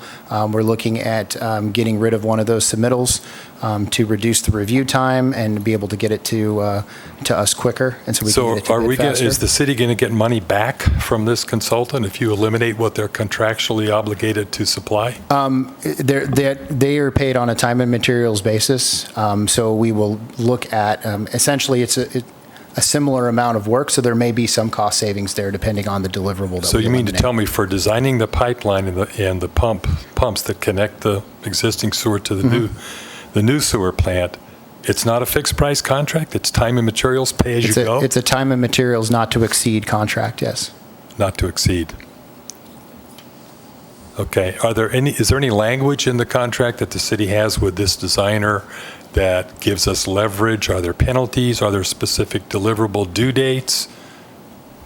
Tell me about that contract that we have with them. There are requirements, but I would say that the reason why we are behind schedule on this element of the project, it's not at any fault of the design engineers. It really comes down to the city, and it would be I'm not saying it's the city's fault necessarily, but it's the property access issues. So we were set back significantly in 2019 because we couldn't get onto the Vista and PG&E properties to do the geotechnical borings and the surveying work that we needed to push the design forward. So those are the reasons for the delays, not because of any fault of the design engineer. Okay, and then your intention is to complete those documents whether or not you have the easements in place? That's correct. We likely could take that project to bid before we have all of the easements in place. And you're 100% convinced you're going to get the easements in a reasonable amount of time and won't delay the project? We have a strategy right now for both the easements for the PG&E property. There's a process that's in place as well as a process that we're going through with the Vista company. Okay.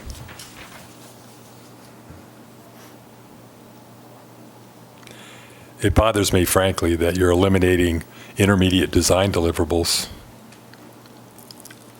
I mean, I don't understand that. Are you even getting specifications from this team? We are getting specifications from this team.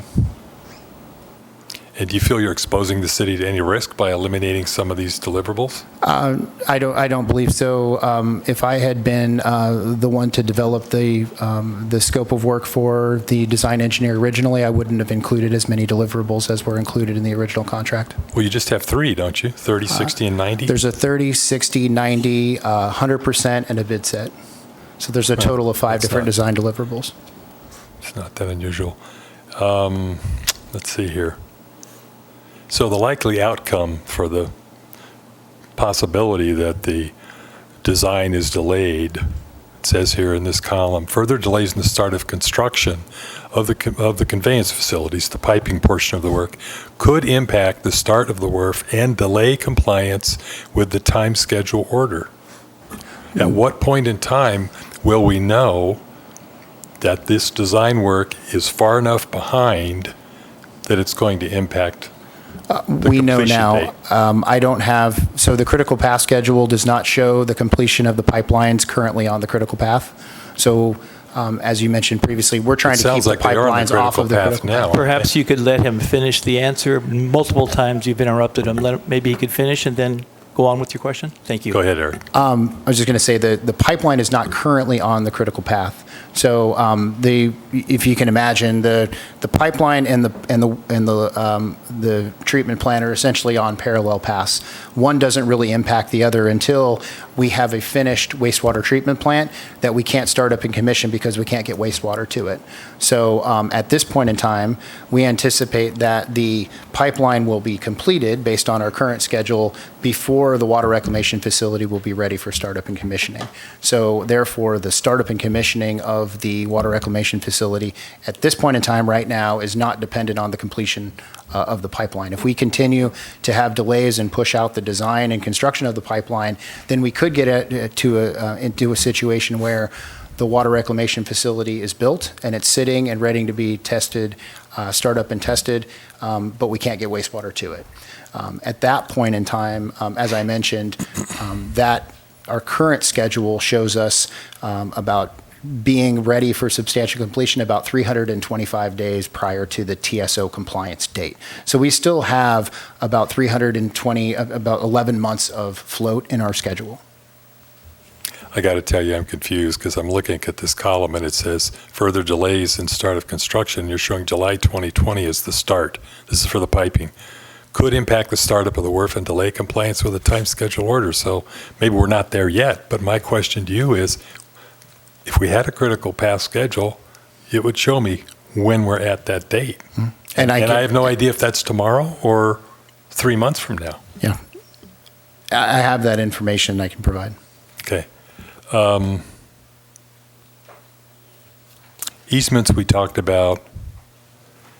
So your language regarding the easements is your action to overcome the challenges relative to the easements is to work closely with Vistra, PG&E, PUC to obtain the easements.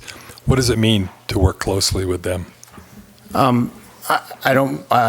I would refer to Mr. Collins and Mr. Neumeier about some of the discussions around the easement acquisitions and some of the sensitivity around those.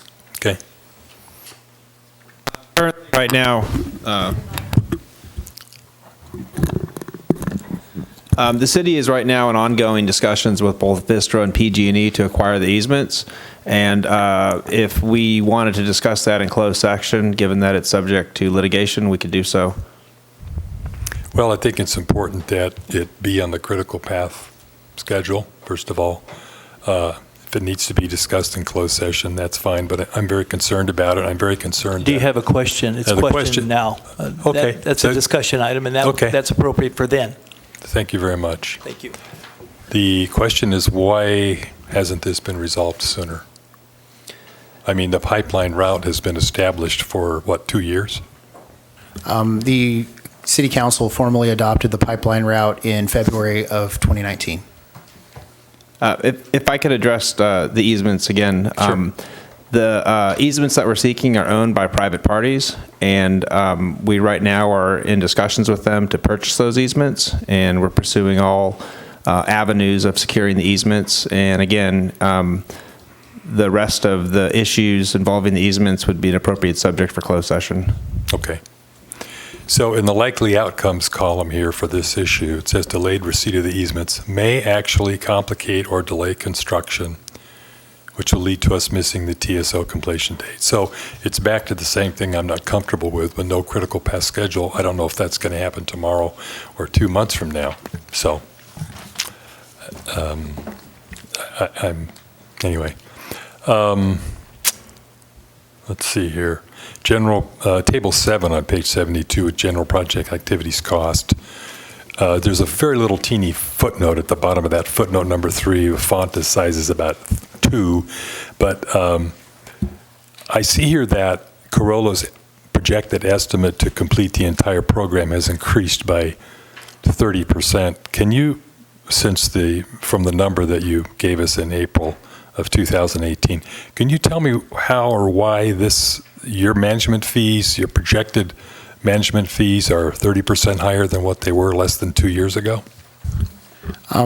We discussed this in detail back when we brought the city staff brought amendment number 2 for our contract to council. There are a couple different reasons. One is some of the continued involvement from some of the other members of the program management team that are no longer participating on the program management team. So there was a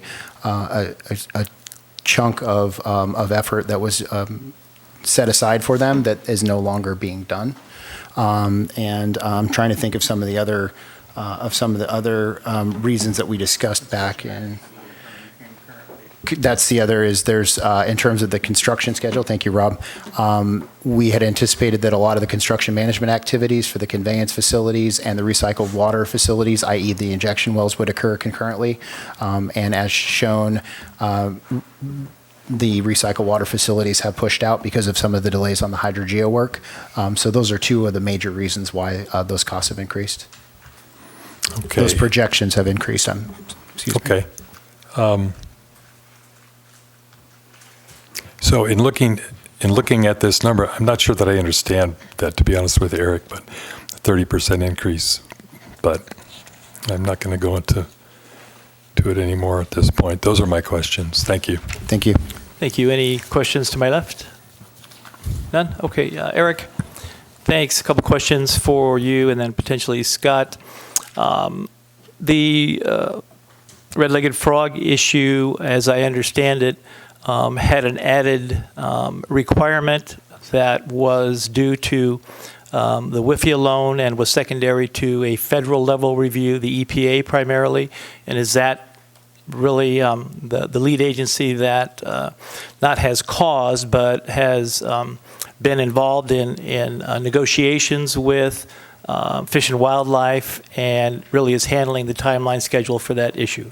Yeah, that's correct. If based on timing, if we would have, we're obviously working with both WIFIA and with the Clean Water State Revolving Fund program. It's the state revolving fund, but they receive federal dollars, so they're subject to the same requirements as WIFIA. So either one of those agencies could have been the lead agency. The fact that we're so much ahead in the process with WIFIA made them the lead agency to deal with the service. Just a couple corrections, I think, and these are minor details, but in reading through page 83, I believe on the top 6.1 construction summary, second sentence is February 2020, not early February 2019. Is that correct? Yes, that's correct. Okay, so I want to make that note in case anybody saw that and questioned that. And then page 87, another, I believe, correction, just to make sure that it's publicly vetted, if I can get there. The 8.13 current progress, I believe that's November 2019, and the 8.14 is really the February 2020 date. Is that correct? You're referring to section 8.1.3? Yes, page 87 on the report. Current progress anticipates delivering the 90% program deliverable in February 2020. Yeah, that's correct. Is that correct? Yes, that's correct. Okay, and then the 90% submittal in November 2019, shouldn't those be the same date? That's correct, yes. That second date should be the same. Not Yeah. not to be picky, Yep, but, yep. this becomes a public The document. I think February it's 2020 date is the correct date, and Okay, the good. November 2019 was the So old date. 8.1.4 should be February thank you. 2020 as well, right? And then the new table, since we didn't have, I don't believe, the presentation overheads, I believe you're referring to page 93 as the new table that is being requested by CFAC. Is that correct in our agenda? Yeah, I believe so. I was looking at my copy of the report, yes. Okay, I just want to make sure everybody understood that that was the ask that was being asked by CFAC members. And let's see, Mr. Collins, question for you, sir. Do council members have access to you to ask detailed questions regarding this project and its format and/or any information regarding the WRF? And do they seek your counsel routinely? Yes, we make ourselves available at any time before agenda items are posted or after to answer mundane questions to the very high level to the in the weeds discussions, and certainly try to make ourselves available to each council member. Do you have an opportunity to meet routinely with every council member on a monthly basis or every other week basis or weekly? I try to at least a couple times a month, yes. You try, but sometimes not. Well, my schedule is open to meet with each of you. I see. Yeah. Mr. Casares, you're available also routinely for questions regarding WRF issues on a routine basis anytime a council member would need to vet that? Yes, with some advance notice, yes, I can be available, yeah. Okay. And so if we wanted to have further detail or access to further detail, we would simply contact you as program manager and you would make that available to us? Yes. And then, Mr. Collins, this report, as I recall, the WRF quarterly report format was approved by the City Council, and the contents of the existing format were previously vetted by the City Council and approved, correct? Yes, I think maybe with one modification made a few months after it was initially vetted by the council. Right, and this report has been presented numerous times in this format, correct? That and the quarterly and then the monthly, which is presented, I believe, every second council meeting of the month. Right, and so the only addition or change to this that you're asking for now is the new table as recommended by CFAC. That is what, we're bringing forward CFAC's recommendation, and we believe it could help clarify some issues. Okay, great, thank you. I have no further questions. I'll open up public comment for item C1. Any members of the public wishing to come forward on item C1, please do so now.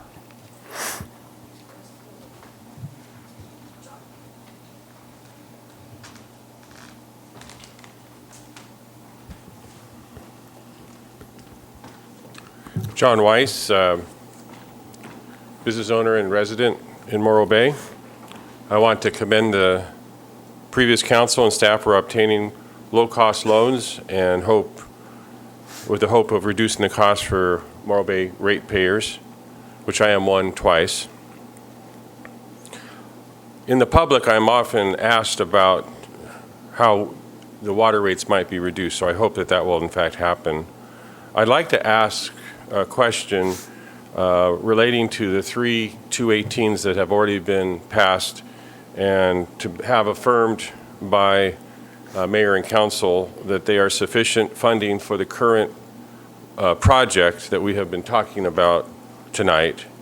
I believe there's a contingency fund, and so I'm hoping that there will be an affirmation that that will happen.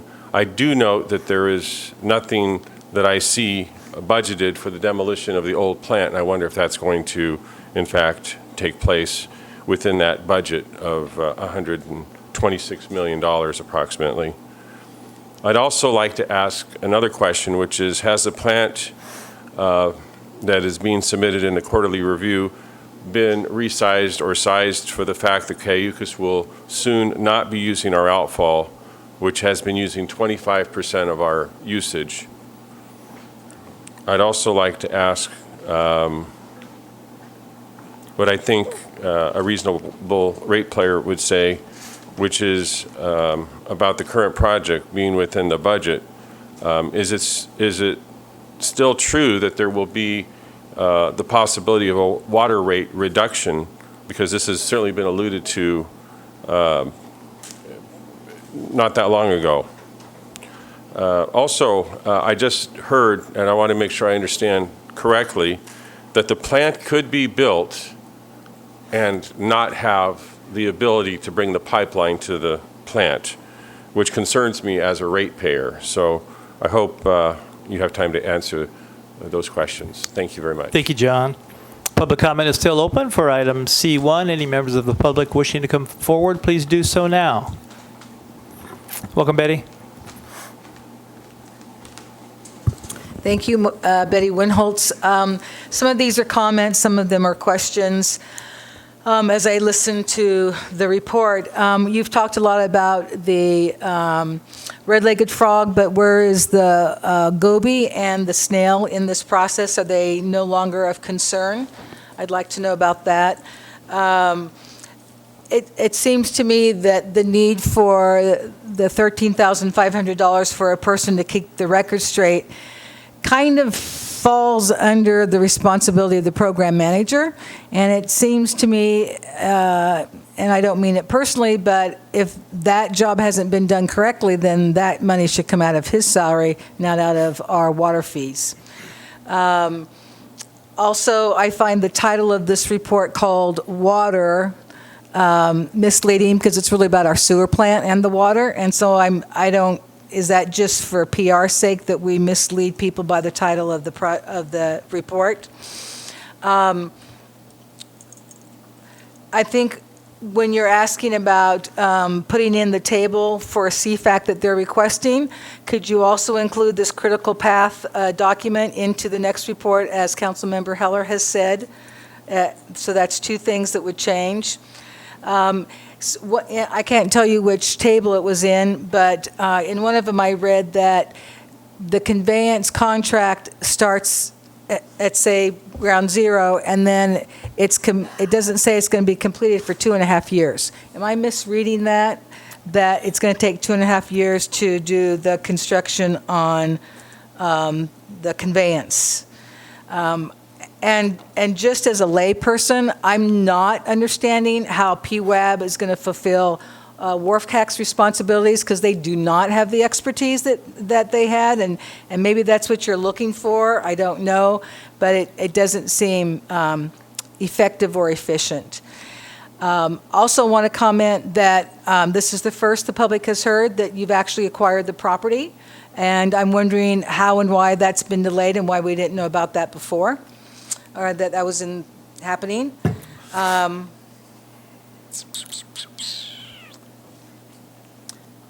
That may be all of my questions and statements. And just let me say that though many of you ask many questions, and that may seem tedious to some of you, it's really helpful to the public. So I hope that you don't stifle each other and think that you have to ask questions behind the scenes, because we don't even know that. We don't know what questions need to be asked, and so to hear the answers and the questions is really helpful. Thank you. Thank you. Public comment for item C1 is open. Any members of the public wishing to come forward, please do so now. Welcome, Dan. Hello, my name is Dan Sadley. I live in Morro Bay. I see the staff and the city council with the papers that are up on the screen, but those of us even that have 20/20 vision can't read most of the charts that are up there. And unlike what used to happen, there used to be those in the back that we could take and have that we could actually read. This time they're not, and so it's not as transparent as it has been in the past, and I would ask going forward that continue to happen. Secondly, really I'm shocked by the interruptions to Mr. Heller, because I want to restate what Betty has said. I find his questions illuminating. I find them interesting. They're things that I haven't heard before. Some I have, but the public has a need to know about this project. And when that question process is stifled, like you have to ask behind the scenes of Mr. Collins or the city attorney or Mr. Caceres, then the public doesn't know the answers. And the public has the right to know those answers, and he's just asking those questions, not only for his own benefit, but primarily for the public. And I would encourage that he not be interrupted in doing that process for the benefit of all of us. That's part of the code of civility. It's part of civil discourse. It's part of educating the public and transparency. The elephant in the room for me, this whole project, is deep well infusion testing. There's so many reports that say that there's not sufficient water aquifer for this recycling component to work, which this whole thing has really been circling around. The DUDAC report of 2012 says we have insufficient aquifer that's too thin. It can't intake all of that water. It can't do it. There's other reports that say it as well. So the delay of this test really is the white elephant in the room. Can this even work at all? We don't know, and we're running towards a wall that we may smash into, and it really needs to be expedited one way or another. It is the critical test far beyond what the frogs are. I mean, the biological thing is important. I'm not diminishing that, but the deep well infusion test says, is this going to work? Are you spending $126 million on the King's invisible clothes? We need to know, because without it, we have no project. We have to start it over again, completely. Deep well infusion test, make it a priority, make it happen, because you have no project otherwise. You have no loan process otherwise. So it has to say it does work, show us where it works, how it works. He's talking about different locations. I'm good with that. Thank you.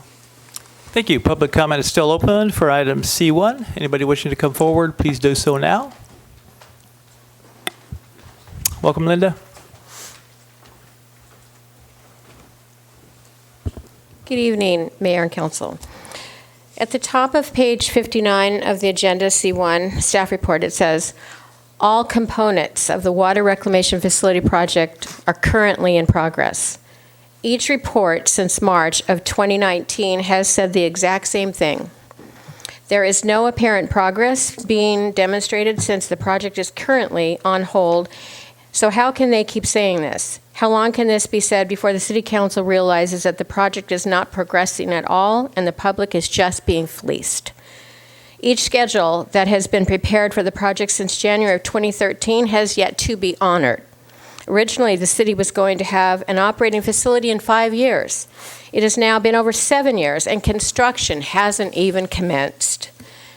Table 4 on page 69 of the report indicates that as of the end of December 2019, the total expenditures to date has been $15.5 million. And according to footnote 4, this does not include invoices from the design build team or the program manager. According to the monthly report ending in October of 2019, the total expenditures to date was then $14.5 million, but only $47,064 were expended in December of 2019. So how is it now $15.5 million? There is roughly $850,000 unaccounted for. Who is watching over the public's checkbook? There, on table 13 on page 75 of this report, lists the TSO milestones that were imposed by the CCRWQCB in June of 2018. The city has failed to meet any of the deadlines, so is the city presently subject to fines by the regional board, and will they be considered as project expenditures? Table 15 on page 81 of the report indicates that $4.8 million were obligated with the notice to proceed of design for the WRF, but has surpassed that amount by $1.4 million, and the design is not yet complete.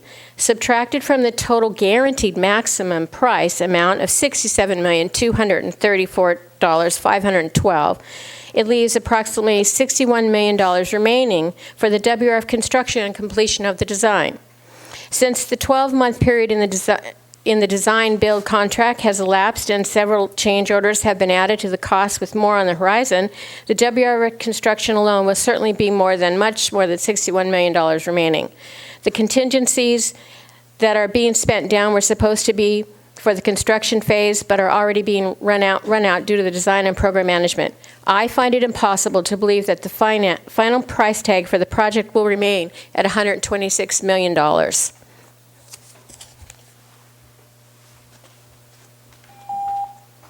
Thank you. Public comment for item C1 is still open. Any member of the public wishing to come forward, please do so now. Welcome. Good afternoon, Mayor, City Council staff. I just wanted to raise some concerns. This can get out of hand very quickly. I appreciate Councilman Heller's questions. You know, he's on top of it. I don't know if you guys are doing it behind the scenes or not, but you got to stay on top of this. Change orders come quick, man. You don't know what's the future, you know. So I appreciate him, and I just wanted to lend my support, and I think the other council members should be more involved. That's what it looks like from back here, yeah. So I don't know if you're just doing it behind the scenes, and I'm not seeing it. And I come to a lot of the meetings, so thank you very much. Public comment for item C1 is still open. Any members of the public wishing to come forward, please do so now. Welcome. Hi, Melanie Williams-Mahan. I wish I could understand why the city is asking for more money to hire staff to help with this project. With a large amount of funds going out already, why are we paying another employee to work for us? Don't we pay CATs already? Aren't they responsible for community outreach? 60 PRA requests over recent months doesn't seem overly large to me, but I don't know. If there was more transparency, people would know what's happening without having to pry it out of the city. And I'm going to read something. This is the motion and resolution for the approval of this coastal development permit. On page 21, oops, sorry, let me get in here. Under other authorizations, number 13 at the bottom of the page, prior to construction of the WRF, the permittee shall provide to the executive director written documentation of authorizations from the Central Coast Regional Water Quality Board and the State Water Resources Control Board, the California Department of Fish and Wildlife, the California State Lands Commission, the National Marine Fisheries Service, and the U.S. Army Corps of Engineers, or evidence that no such authorizations are required. So I'm just wondering if we have that documentation as to why we did not think that evidence was required from Fish and Wildlife. Thank you. Thank you. Public comment for item C1 still open. Any members of the public wishing to come forward, please do so now. Seeing none, I will close public comment and bring it back to council for discussion. Anyone would like to lead us off? Would you like some of these questions answered by staff first? I can certainly do that, yeah. There was about 55 of them. Well, that's good. Let me go ahead and do that. I did write them down as best as I could. Perhaps quickly, let me start with Mr. Weiss's comment regarding 218. Do we have sufficient funding with the 218 process and to complete the current budgeted project? Jen, maybe you could address that? Or Eric, either of the two? The rate study that was done for the Proposition 218 ballot or vote was sufficient. The rates were sufficient to support a $126 million project, and that was based on conventional bond financing and assuming a WIFIA loan at an interest rate above 3%. And we know that we'll likely get an interest rate below 3% for WIFIA once we sign those documents. The interest rates right now are in the low 2%. Mr. Collins, a question regarding the process for rate reduction and the conversation council has had around that, especially given the fact that we have had significant reductions in anticipated debt service. Yeah, good question. We talked to council about this about a year ago, or a little over a year ago, about a kind of a rate review policy, and this would only in the instance where there's an ability to reduce rates or to collect less than the authorized amount, which is the $41 for the wharf surcharge. The WIFIA is about to be locked in. As was noted in the staff report last council meeting, that equates to about a $28 million savings in debt service compared to conventional loans, a significant savings. That's going to help keep those rates at the level that they're at or potentially below. Once we get SRF completed, which will fall on the coattails of the WIFIA because all the work that's required of WIFIA is also required of the SRF. It's potentially up to $32 million more savings compared to conventional loans for ratepayers. So in total, about $60 million potentially. That is a big reserve that provides float, if you will, in the rates. So I understand the importance of managing to the $126 million amount for the project, and we are going to do everything we can to stay within that guardrail. But there is significant float in the rates. If, in fact, we go over that, it will not impact what the ratepayers experience. We're hopeful, on the flip side of that coin, we're hopeful that with SRF being completed soon, and around the same time, hopefully we're getting into contracts for construction of the remaining portions of the project, that we'll be able to do a significant analysis to bring forward potential for collection of less than the full amount, authorized amount for rates. That would probably occur sometime in the mid-year of 2020. And the question about demolition, currently, that is not included in the budget, is that correct? Correct. The $126 million budget does not include demolition of the site. And reason being is that there's still a lot of work to do. That's further out in the future after the project is complete. We also have joint ownership with Cayucas on that, so that would be subject to negotiation with them to help cover, up to 40% of the cost of that. So those are future discussions, and with there being ability to cover capital costs outside of the wharf project because of the rates, that could be conceived as a year 5 or beyond project that could be addressed with existing rates. Thank you. And the question regarding the plant being right-sized for the loss of Cayucas flows, could you just reiterate the fact potentially that is a yes? Yeah, that's correct. The wharf has always been sized since 2017 for essentially the Morro Bay flows only. I believe Mr. Weiss might have been talking about kind of the outfall impacts if Cayucas isn't using the outfall. That's one of the things, as you remember, that we're going to be looking at in our outfall management plan is what are the impacts of Cayucas not being part of the outfall potentially in the future, and a number of different other different scenarios. Thank you, Eric, for that. And Ms. Weinholz talked about the concerns regarding snail and other species. Were there other concerns? Yeah, so there were initially 3 species that the EPA had made a determination on, and at this point in time, the Fish and Wildlife has asked us to add an avoidance measure, some standard avoidance measure language for the tidewater goby that we will likely be adding. But the goby, barring that avoidance language, and the shoulder band snail are not an issue, and the focus at this point in time is clearly on the red-legged frog. Okay, and are you purposely misleading people by the title of the report? That was a question. I am. I'm trying to exactly understand. I think it was our water. Is that? Oh, correct. That's one of the things that we've talked about in terms of the new branding for the project or the program. The Our Water logo was something that was developed by our public outreach consultant, and we included that in the report. Okay, and then conveyance, construction timeline. Ms. Weinholz wasn't sure if that was 2.5 years. There was a question about that and the duration of that. Yeah, I wanted to make sure we were looking at exactly the same thing. The version that I'm looking at of the report, and I'll look at the one in the staff report to make sure it's the same, but the construction duration is roughly 18 months. In this current schedule, it's July of 2020 to December of 2021. And then she made mention of the fact this is the first time she's heard that the property has been purchased or acquired, which is true. This is the first time we've actually announced that it has been acquired. But the question had to do was what was the delay in consummating that deal? Or was there a delay in consummating the deal according to your project and your timelines?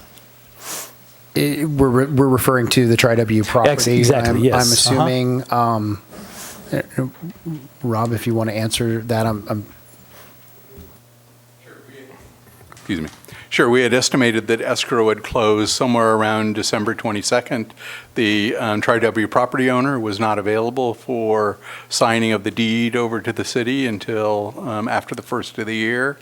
So we, as soon as they got back into town, executed that deed.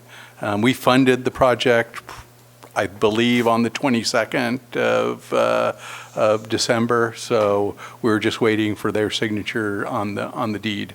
And that had been reported previously, that delay in a number of, I remember hearing it in a number Yes, of council meetings previously, yes.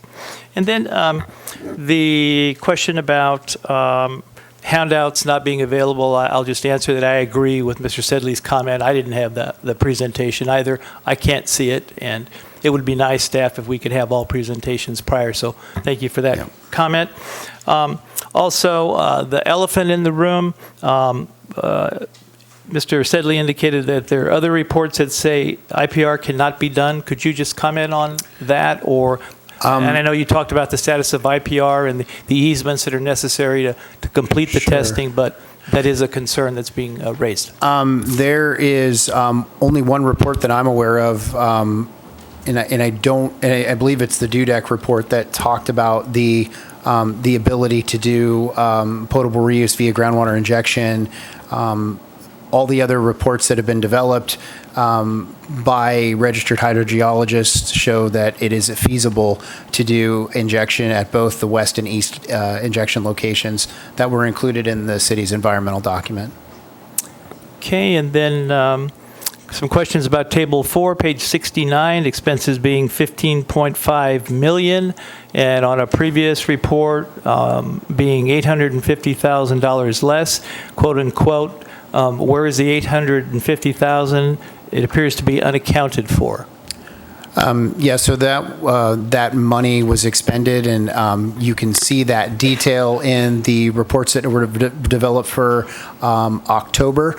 We did not develop a November report because we did not have a November meeting of second meeting of council in November. But that money is accounted for. The presentation jumped from quarter to quarter. And there weren't a lot of expenditures in December because of the timing that we had to prepare the the December report, and we hadn't received invoices from the program manager, shame on me, and the design build team as well. Table 13, page 79, are we subject to fines now, given the fact that the project completion dates have, quote unquote, my quote, slipped? The TSO is clear that the city needs to meet both the interim and final deadlines. Now, we have fallen behind on some of the interim deadlines, but we have been fully transparent with the regional board. Actually met with the regional board this morning to give them an update and overview of the project, and have been regularly meeting with them throughout 2019 on a number of different items as they relate to the project. Just to add to that, as with our previous consent decree, the interim schedule milestones are only assessable as fines if we fail to meet the final TSO date. So we fail to meet that date, they go back and assess all those interim penalties. If we meet the final date, they don't assess any of the interim dates. Good. And then page 83, guaranteed not to exceed costs because of process change orders, et cetera, unlikely to be met. Could you just comment on that again? I know you did in your report with regard to PCOs, et cetera, that are remaining. Yeah, I think the comment was specific to kind of the design budget. So we, not arbitrarily, but in the proposal that was developed by the design build team, they had identified an estimated cost for their design as part, so their total construction, their total agreement, let's call it $67 million. They identified $5 million of that for design. And really, there is nothing in the agreement that says their design is $5 million and the rest of it's $62 million. It's in total $67 million. We break it out on the program level to help with predicting cash flow and making sure that our cash flow models are as accurate as possible. And so that's the reason why we break out that $5 million. So just because they've gone over budget, quote unquote, gone over budget on the design, it does not have any impact on the GMP at this point in time. And Ms. Mahan's question, I don't have a copy of the CDP before me, but regarding authorization from the agencies that are necessary, we are aware that We do need approval from Fish and Correct. Wildlife, and we also are aware of all the requirements for the CDP. That's correct. The agencies like the Army Corps of Engineers, Regional Board, State Board, NIMPS, we've been working with all of them. And State Lands Commission, we either have letters or emails from them indicating that, that no permit is required, and that information will go to the Coastal Commission once we finalize this process with Fish and Wildlife. Thank you for that. Now, I'll bring it back to council. And thank you for our great questions, by the way, and thank you, staff, for answering those openly. I'll open it up for discussion. So, Mr. Mayor, may I make a suggestion? Because there are 4 items under this C1, can we take them one at a time and discuss them? Good suggestion. Okay. Yeah, why don't we go ahead and do that? Why don't we start with the WRF, this is a receive and file, but the WRF Capital Project Quarterly Report, and maybe take the CFAC recommendation to modify first? That's combining 2 things. Pardon me? Sure. That's combining 2 things. Well, you want to take just the one? I would. Okay, I'd well, like I'll to take just, each one at a I'll time. start with the receive the WRF Capital Project Quarterly Update Report. Okay. Discussion. Who wants to discuss? I'd like to discuss. So I think Well, first of all, I'd like to apologize. Hold on, apologize. hold on. Councilmember Addis started, so I'm just going to allow I'd her like to to continue. move that we receive and file. Second. Okay, so there is a motion to, doesn't mean we can't discuss, by the way. There's a motion by Councilmember Addis to receive and file the WRF Quarterly Report, seconded by Councilmember Davis. And I will have first and a second, and I'll open it up for discussion. Okay, thank you. Yeah. So first of all, Eric, I'd like to apologize for speaking over you. I get kind of wound up about this stuff, partly because it's a heck of a lot of money on the line here, and also because I've served on oversight committees and I've worked for firms like Carollo and been in this business a very long time, and I get really, really uncomfortable when things just kind of seem to linger along, and that's the sense that I get about this project, and adding a critical path schedule will certainly help me. The other thing that I want to make very, very clear, which I've talked about, at least in my mind, for a very long time, that I really think that a 45-page report, which frankly is a lot of the same information presented in different ways, is kind of an overkill. And I'm wondering if, I mean, there's a cost associated with reporting, and I'm not going to ask you for what the cost of this report is tonight, but what I would like to ask is that by the next meeting when the report is presented, that we know what the cost is to the city for these reports. I know they must take a lot of time to prepare. That's all I want to say about number 1. Okay, thank you. Any other comments or discussion? Yeah, I would just like to add that we did, when we first saw this report, had a lengthy discussion. In fact, I think it took several meetings, and we sought input from the advisory boards as well to ask what people wanted to see in this report. And we have modified it before, and the question that I always ask, and I am the liaison to the CFAC committee, so I can fill you in on what they have had to say about it, is that we don't want it to cost any more money. And so we have always been assured that this is, once we settle on the format, it's a standard format and it doesn't cost a lot of money to plug the numbers into it. So in that regard, I want to say that CFAC actually did consider, especially one member, getting the critical path information into the report. And Eric actually produced for them the document, and they looked at it and said, oh my gosh, this is way too much information. So they basically went back to thinking that having the milestones in the report was the critical things that they wanted to see, along with any explanations for why we might not have met them. So just to add, and Eric certainly said to CFAC members that if they wanted to come and look at this detailed document of the critical path, they could, but that they agreed it was too much to include in the report. So I personally, I just wanted to add those comments to the discussion. Good, and I'll just add to the discussion that, and the gentleman in the back, I forgot, you didn't announce your name. I know you come all the time, but my apologies. Your comment about questions being vetted for the public is an important one. You should know that Councilmember McPherson and myself sit on the WRF subcommittee appointed by the council. We meet literally every other week for a number of hours with program management and staff, city manager. We review not only this report, but every detail of cost changes, costs, project schedule, issues regarding compliance, et cetera. And we give guidance to what we think the public would want to be made aware of in terms of knowing what the project components are. And so our guidance often comes during those meetings to suggest that during the presentation, you get the detail that you do so you have sufficient information to understand the project.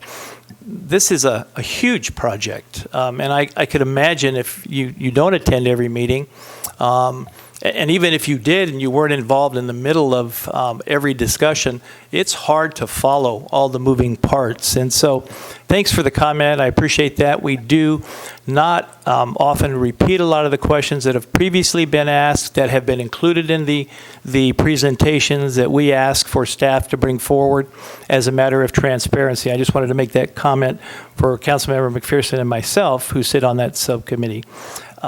With that, I support the motion, and I'll call the question. Roll call vote, please. To clarify, Mr. Heller asked if we could bring back a cost estimate for creating these reports. Well, the motion is to receive and file, and there's been a second on that, so we'll vote on the motion.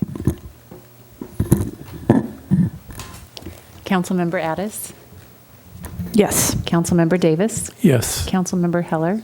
Yes. Councilmember McPherson? Yes. And Mayor Heading? Yes. Motion carries 5-0.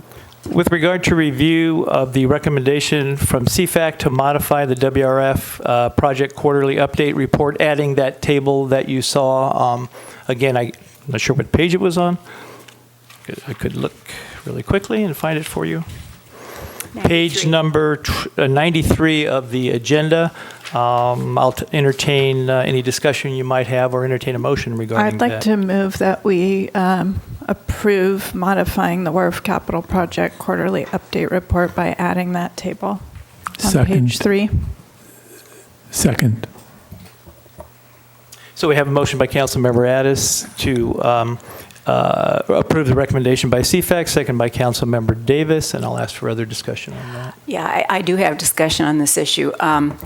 You know, my initial reaction was somewhat negative because I know that we spent a fair amount of time developing the report format and getting agreement on it. And I think that over time, you want the same elements in the report so that you can follow progress. And I should say, as the liaison to CFAC at the last meeting, they talked about possibly cutting the report down or shortening it or eliminating some tables. And I really wouldn't support that because we have a format that I think we've agreed on and we need to move forward with it. But I would like to personally also add a table to the report, and that's why I wanted to discuss this. I have been concerned from the very beginning that by focusing just on the $126 million project cost, we are ignoring the important issue that Mr. Weiss brought up, which is what really matters is what are the monthly rates to the ratepayer.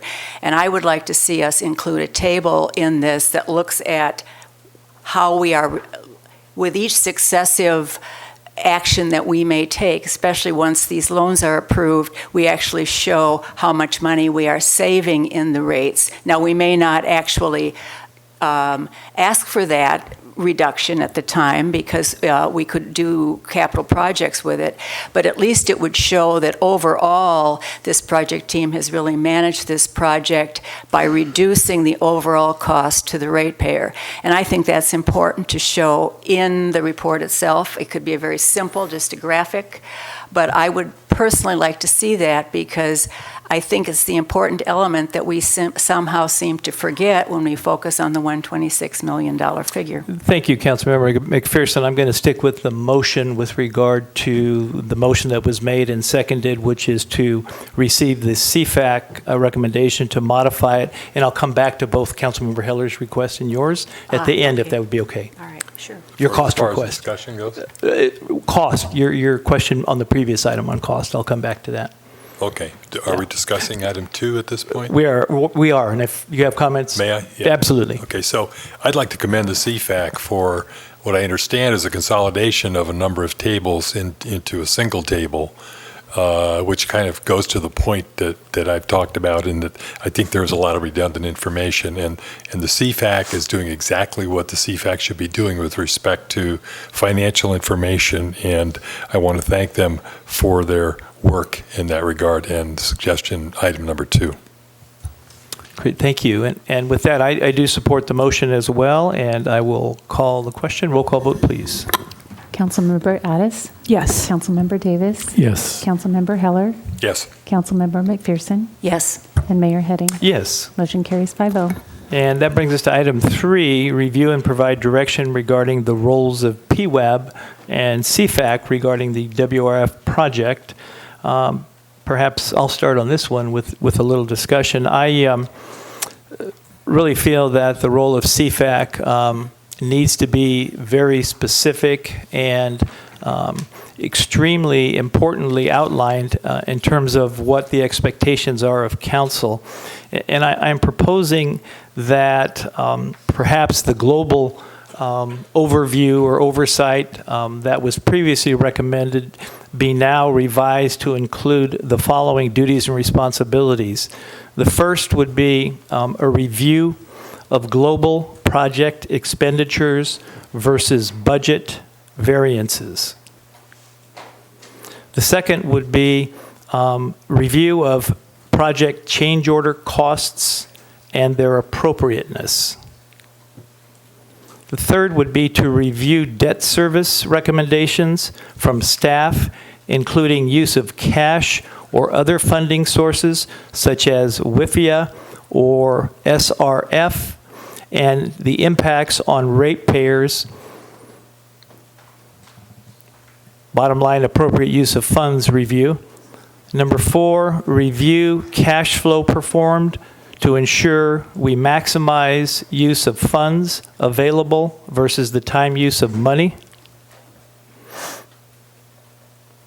5, monitor compliance with drawdown requirements of WIFIA and SRF funding or other funding sources as appropriate. What I was trying to get at was the detail really around their review, not only of capital project costs, but to include debt service cost review and the appropriate use of funds, and make recommendations to council regarding the items that I have outlined. For me, it would be important, given the quality work that advisory body performs, to do that and to advise us of that.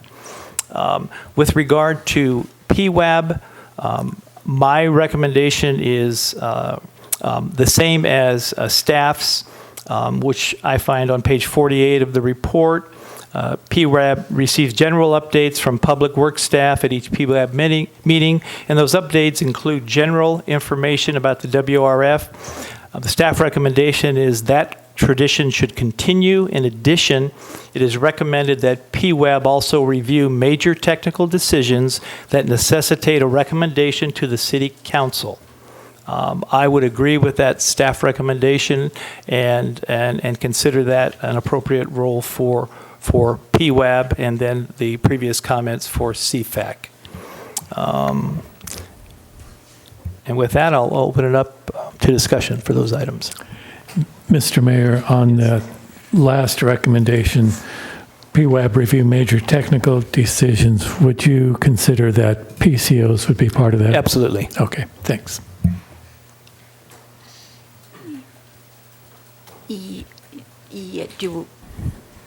Well, I'll make a motion if you'd Oh, like. no, I want to. I was trying to hold off on doing that. Right, thank you. I personally think that PWAB is the advisory group that should review the PCOs, not the Citizens Finance Committee, because they can't judge the appropriateness of them.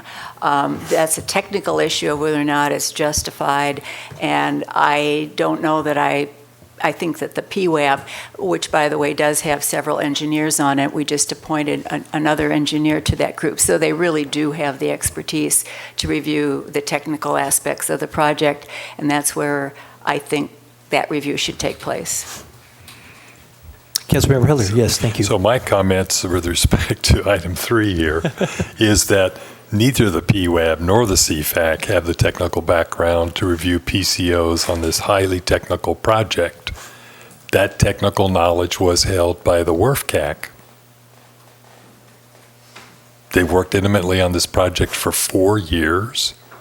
They know more in their little fingers about the technical aspects of the job than anybody on PWAB, new or previous, and certainly more than anyone on CFAC. The people on CFAC are extremely knowledgeable financial people. How are they supposed to assess a very technical proposed change order and its validity? I think ending the existence of the WRFCAC is absolutely the wrong time to do it. We will need the knowledge of the WRFCAC as we go into construction. I don't understand the logic. I don't think it was handled well by the council, and it's an insult, in my opinion, to the people who served on that advisory committee for many years and left the feeling that their advice really is no longer needed, when in fact it's needed now more than ever. Thank you. Comments to my left, Councilmember Davis. I'm concerned about the level of detail that you're proposing to add to the report, and I'd like to hear from staff an estimate of time involved to add those elements. Thank you. Councilmember Addis. Well, I would support the reallocating of duties for the various roles.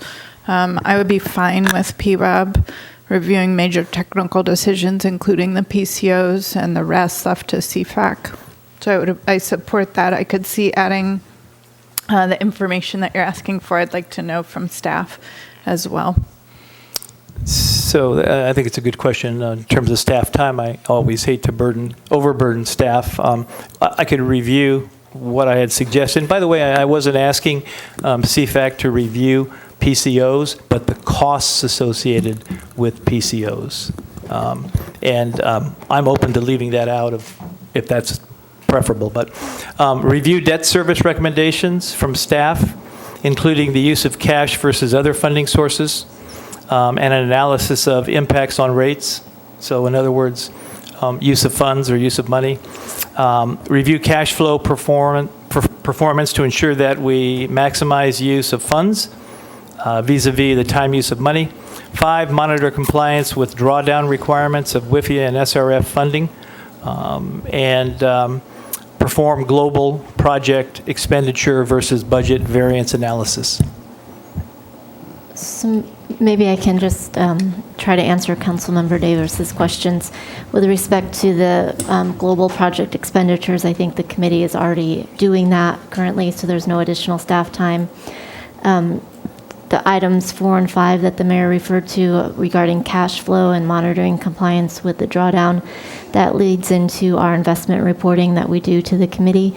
It's important for us to monitor our cash on hand since the loans are reimbursement based, so that all correlates with that workload function as it is, I think, and we've been reporting under the investment report where we've been with our planning loan submissions, so I think it falls in line with that. I think any kind of debt service recommendations we would make would go, we would naturally take in front of CFAC before bringing here, so I don't see that as an additional workload. I would ask for clarification on the change orders, even if it's just a dollar amount. if there is a maximum amount or a minimum amount, maybe given the timing, it's once a month, and maybe it would need to happen more frequently, but our city manager or project manager might want to weigh in on that. But I'll withdraw that. I agree with my colleagues. I don't have a big a deal with that. So I'll just withdraw that from my recommendation. The oversight of PCOs, yeah. I would just like to also point out that the CFAC just reduced the number of meetings that they're going to have from 9 to 7. So my concern would be, can they accomplish all of that? I know that when we originally talked about transferring the fiscal oversight to CFAC, it was at a very high level, don't get into the weeds, high level, second pair of eyes on it. If you think about the history of this project, initially we had trouble knowing what was happening with the finances, but that was before we had Corolla come on board. And now that we have a very comprehensive and detailed report that we get every month and then quarterly, it kind of lessens the need for more direct oversights. But if it's not taking staff time, and if they have time for it, I guess that makes sense. Thank you. Other comments? Okay. So I'll move that first of all, direction regarding CFAC role include review of global project expenditures versus budget. 2, review debt service recommendations from staff, including use of cash versus other funding sources, and analysis of impacts on rates. 3, review cash flow performance to ensure we maximize the use of funds vis-a-vis the time use of money. 5, monitor compliance with drawdown requirements for WIFIA/SRF funding, period. And that the PWAB responsibilities include those recommended by staff in staff report on page 48, period. I'll second. So motion by Mayor Heading, second by Councilmember Addis, and any further discussion? Seeing none, I'll call for a roll call vote. Mayor Heading? Yes. Councilmember Addis? Yes. Councilmember Davis? Yes. Councilmember Heller? No. And Councilmember McPherson? Yes. Motion carries 4-1.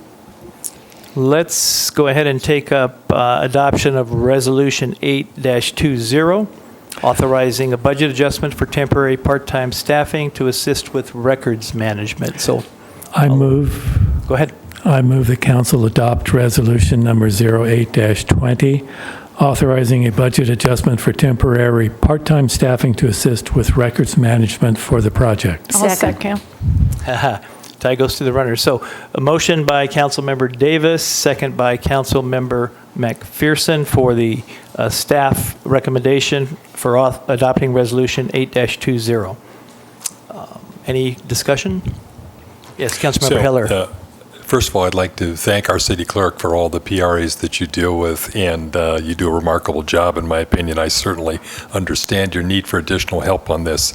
I like the idea that one of the folks here tonight suggested that perhaps the program manager take this support role on for you.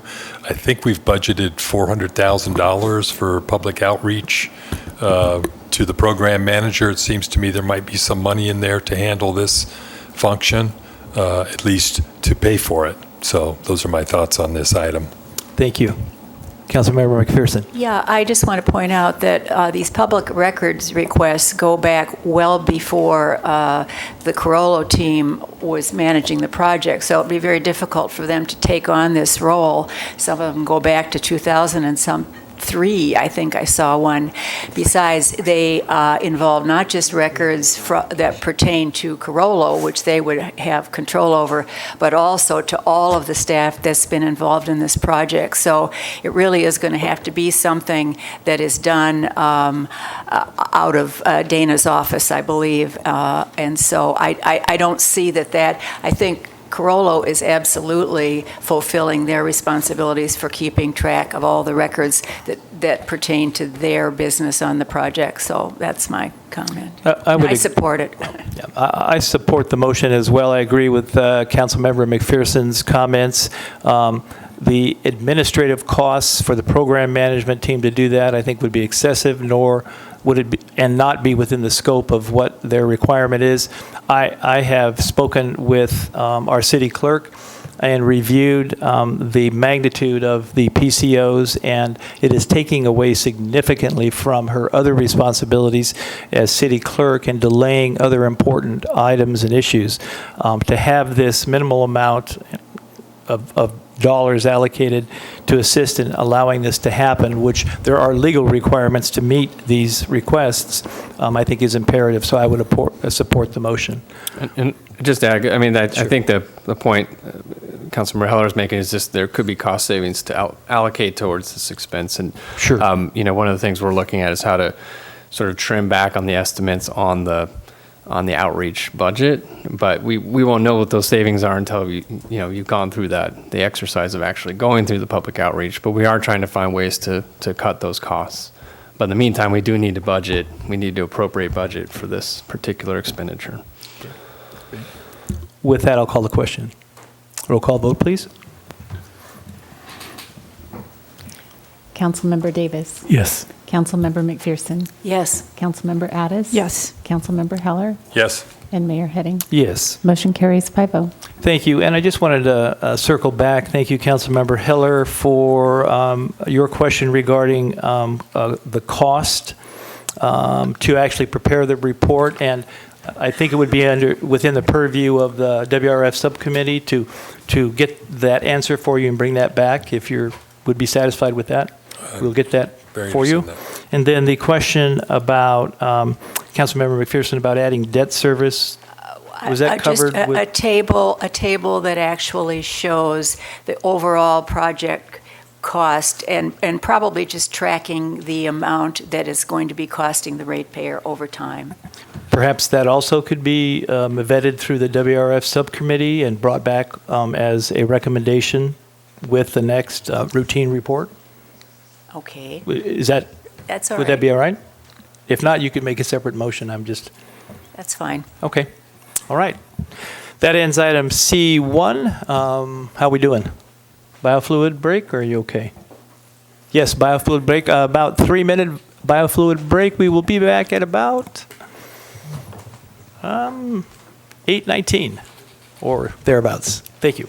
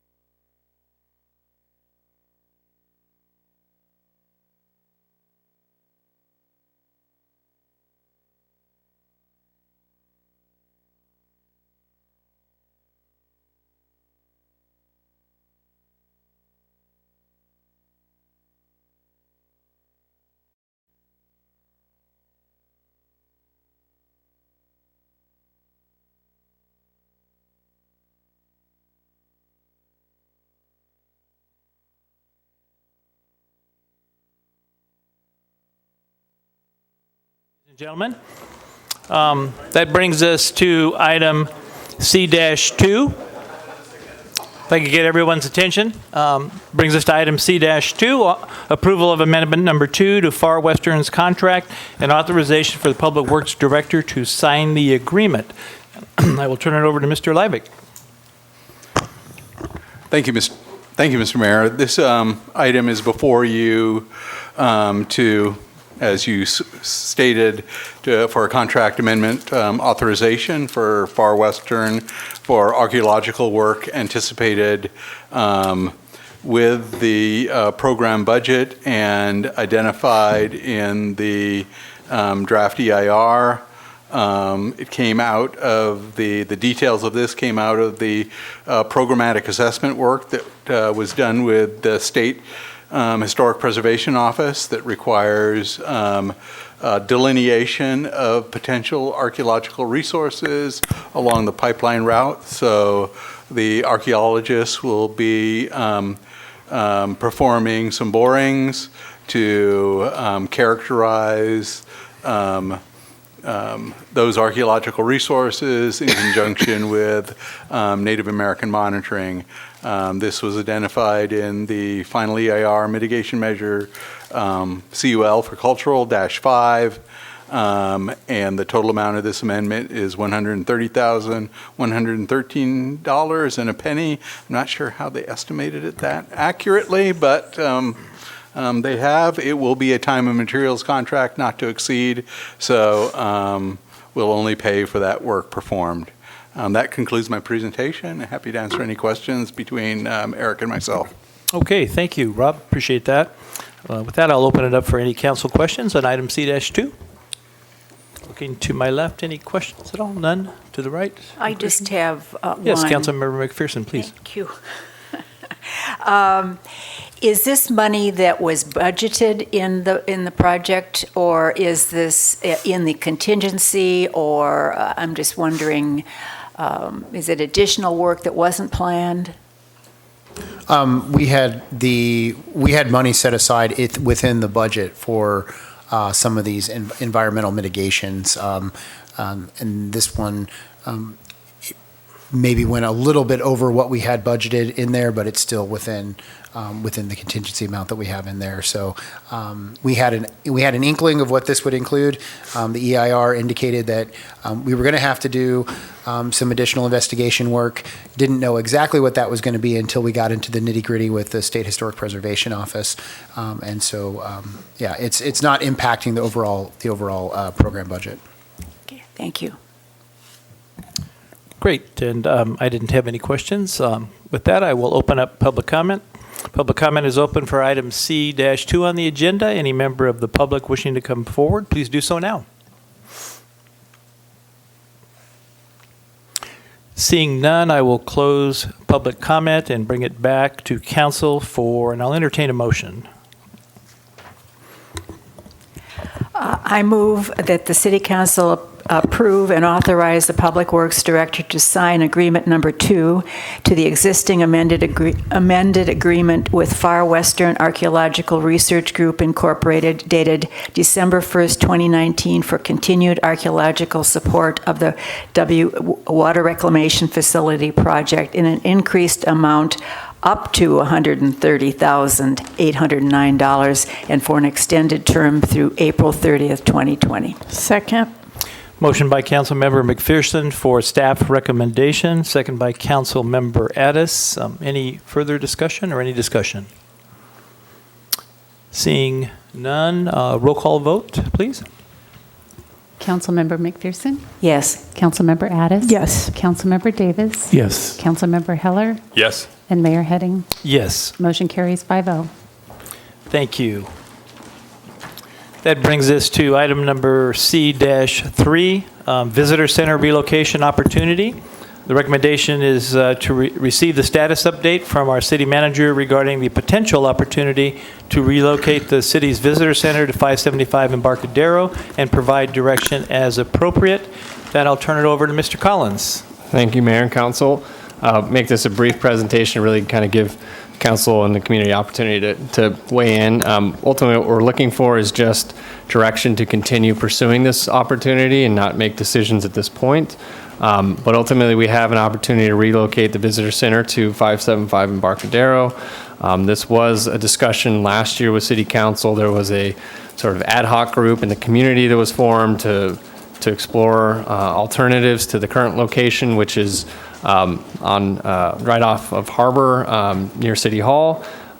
It's worked okay, but it's not ideally located. It's not on a main road, and it's not really where our visitors are at. And so there's been a lot of discussion about potentially relocating to where our visitors currently are. So we've seen a decline in the number of visitors who've come to the visitor center, which has nothing to do with the excellent service that's provided by the Chamber of Commerce. We contract with them for $50,000 a year to provide those services currently. But we all agree that there's more ideal location.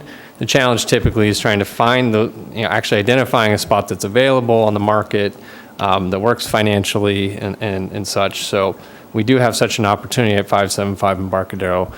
There's vacant space where the paddleboard company used to be.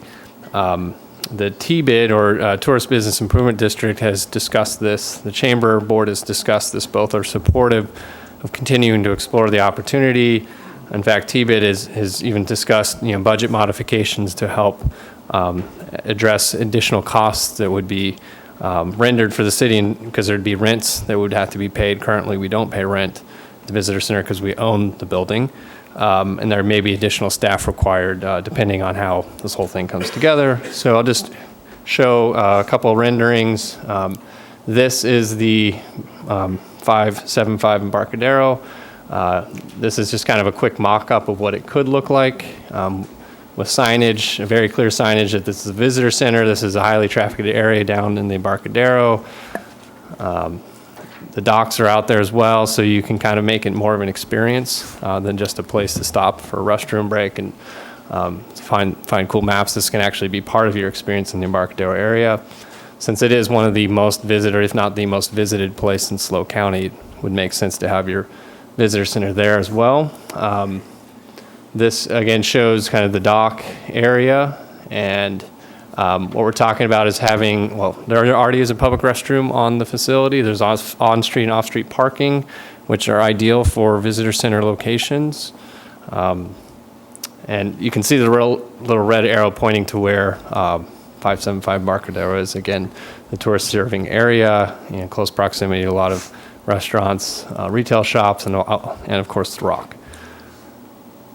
What we're looking at here would be a potential increase of $45,000 to the contract with the Chamber of Commerce, and that could be supplied through the Tourist Business Improvement District, which would not impact the general fund. We're looking at, if we wanted to proceed in this fiscal year, that there would be a remaining balance of about $20,000 or $21,000 to cover the rest of the year, and then up to $45,000 annually in addition to the $50,000.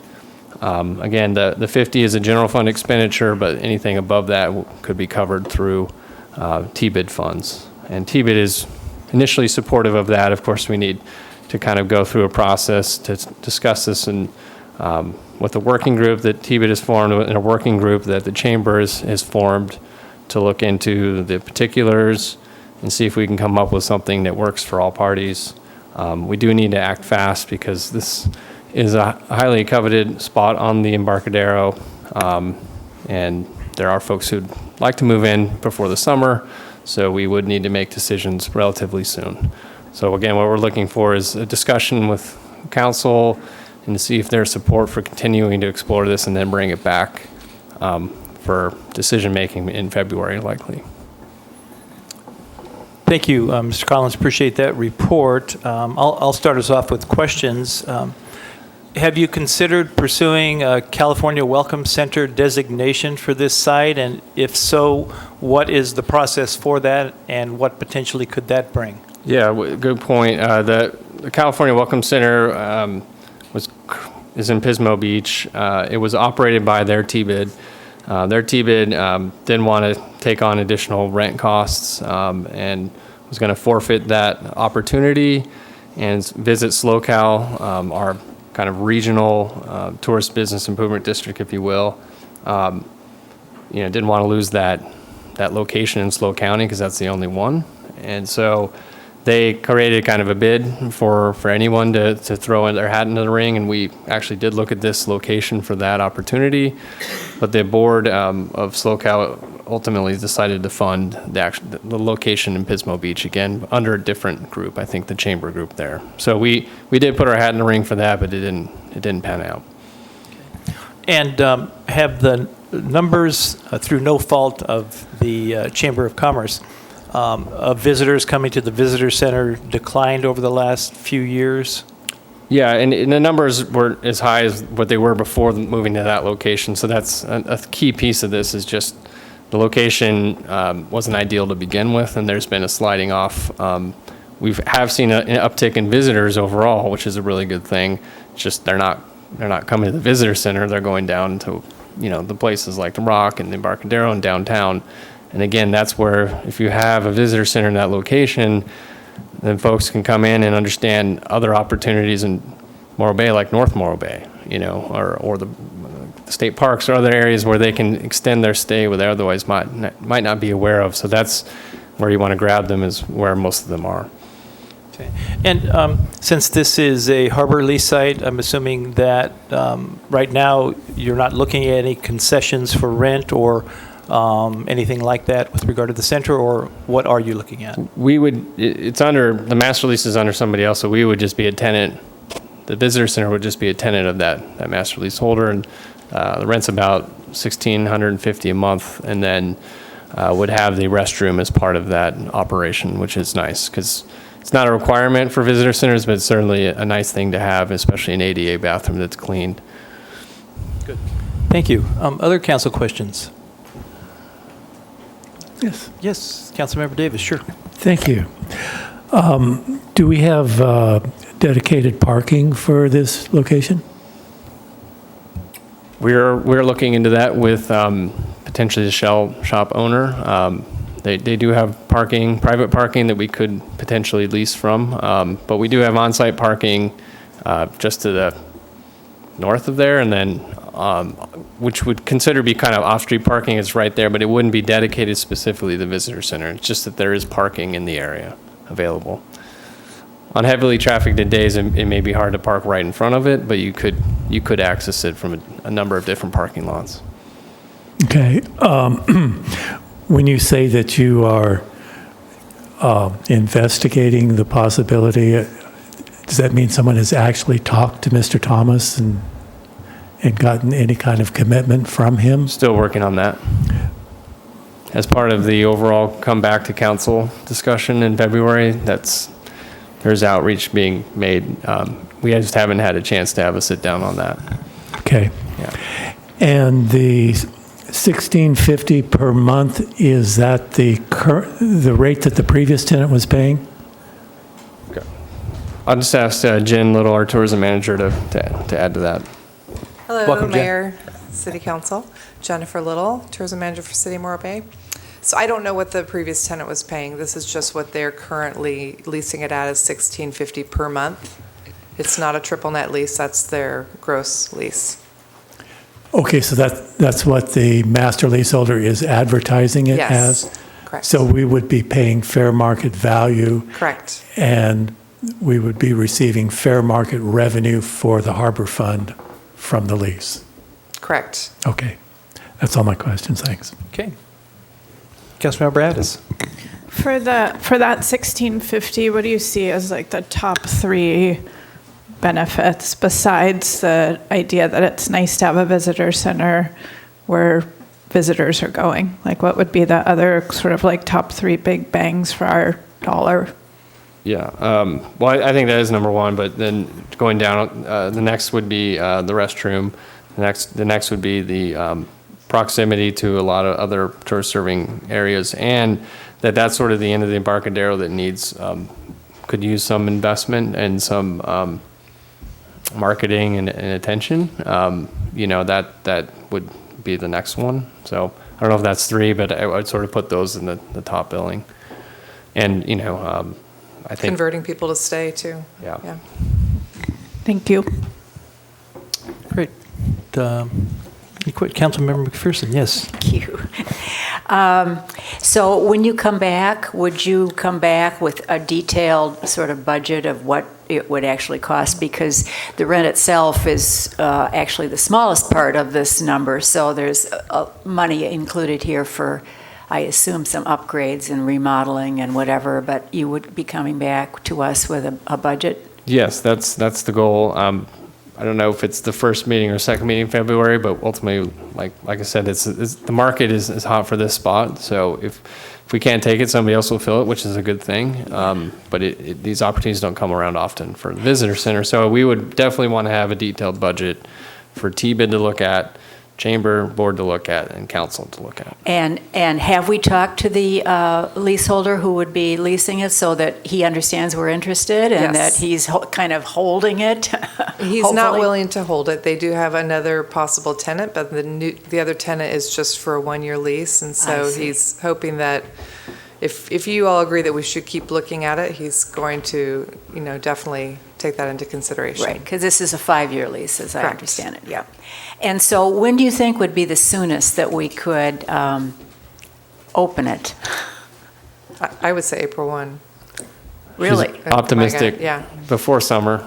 Okay, Yeah. so Mr. Green's letter, I know he suggested we should just move forward tonight, but his hope was that we could open by Memorial Day, and it sounds like that would be doable or possible. I mean, the building is like ready to walk in right now. I mean, it's, the walls are cleanly painted and it looks nice. It doesn't need too much. We need signage on the building and, Chamber and us, we've been working closely together to figure out how this all comes together. And so we Right. both have two ad hoc groups that are meeting and kind of formulating thoughts on how this all comes together. So we're moving forward on it.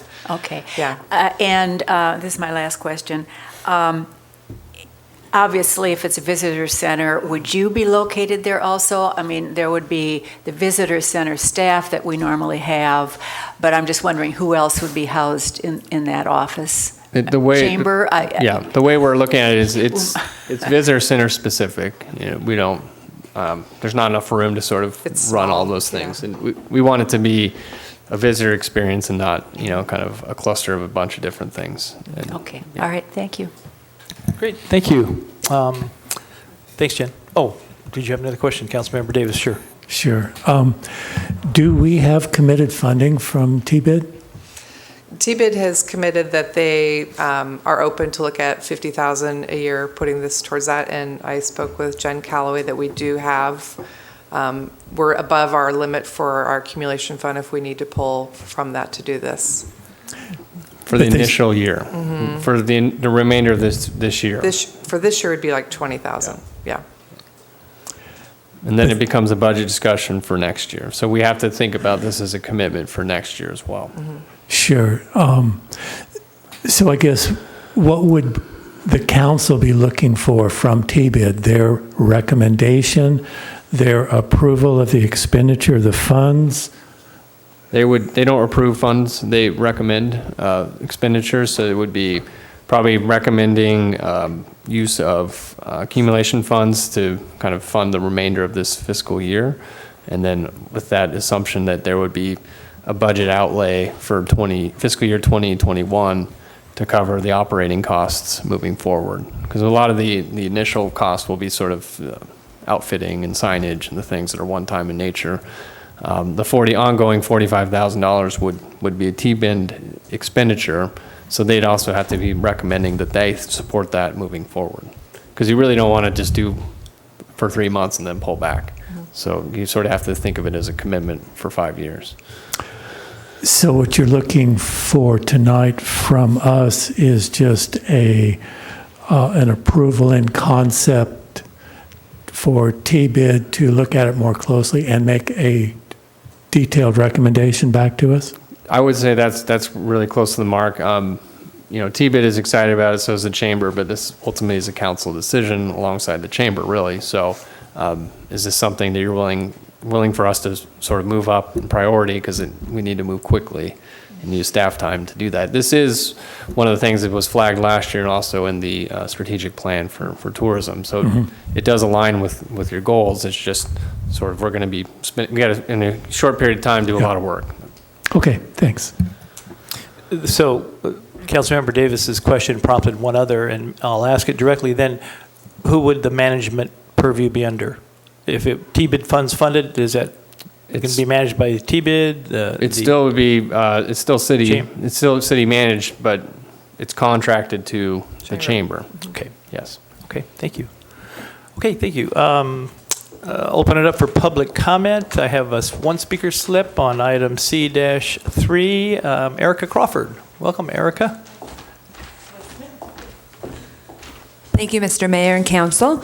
I don't have formal remarks. I would just say that, our chamber is generally supportive. We are certainly interested in exploring the opportunity to maximize the productivity of our current efforts, serving visitors and retaining them and circulating them through our town to all 4 of our economic centers. We do have a small group, so our board considered this at their meeting in January. We have a small group kind of working on it, and they are going to be making a recommendation coming back to the board. We're moving expeditiously, for sure, because we're, concerned about the timing as well, but also cautiously. We need to make sure that this works for everyone. So I think that's kind of all I have to say at this moment, but we're committed to kind of hitting maybe within 30 days of the first time that this was presented to us and having our exploration complete. So that's kind of where we are. Thank you. Thank you. Public comment is open for item C3. Anybody wishing to come forward regarding this item, please do so now. Welcome back, John. Thank you. This may surprise you, but I actually served on the chamber board for 7 years, 2003 to 2008, 2011. I remember when we were located in the boatyard, and it was very popular, and we had a bathroom, and that's also very popular.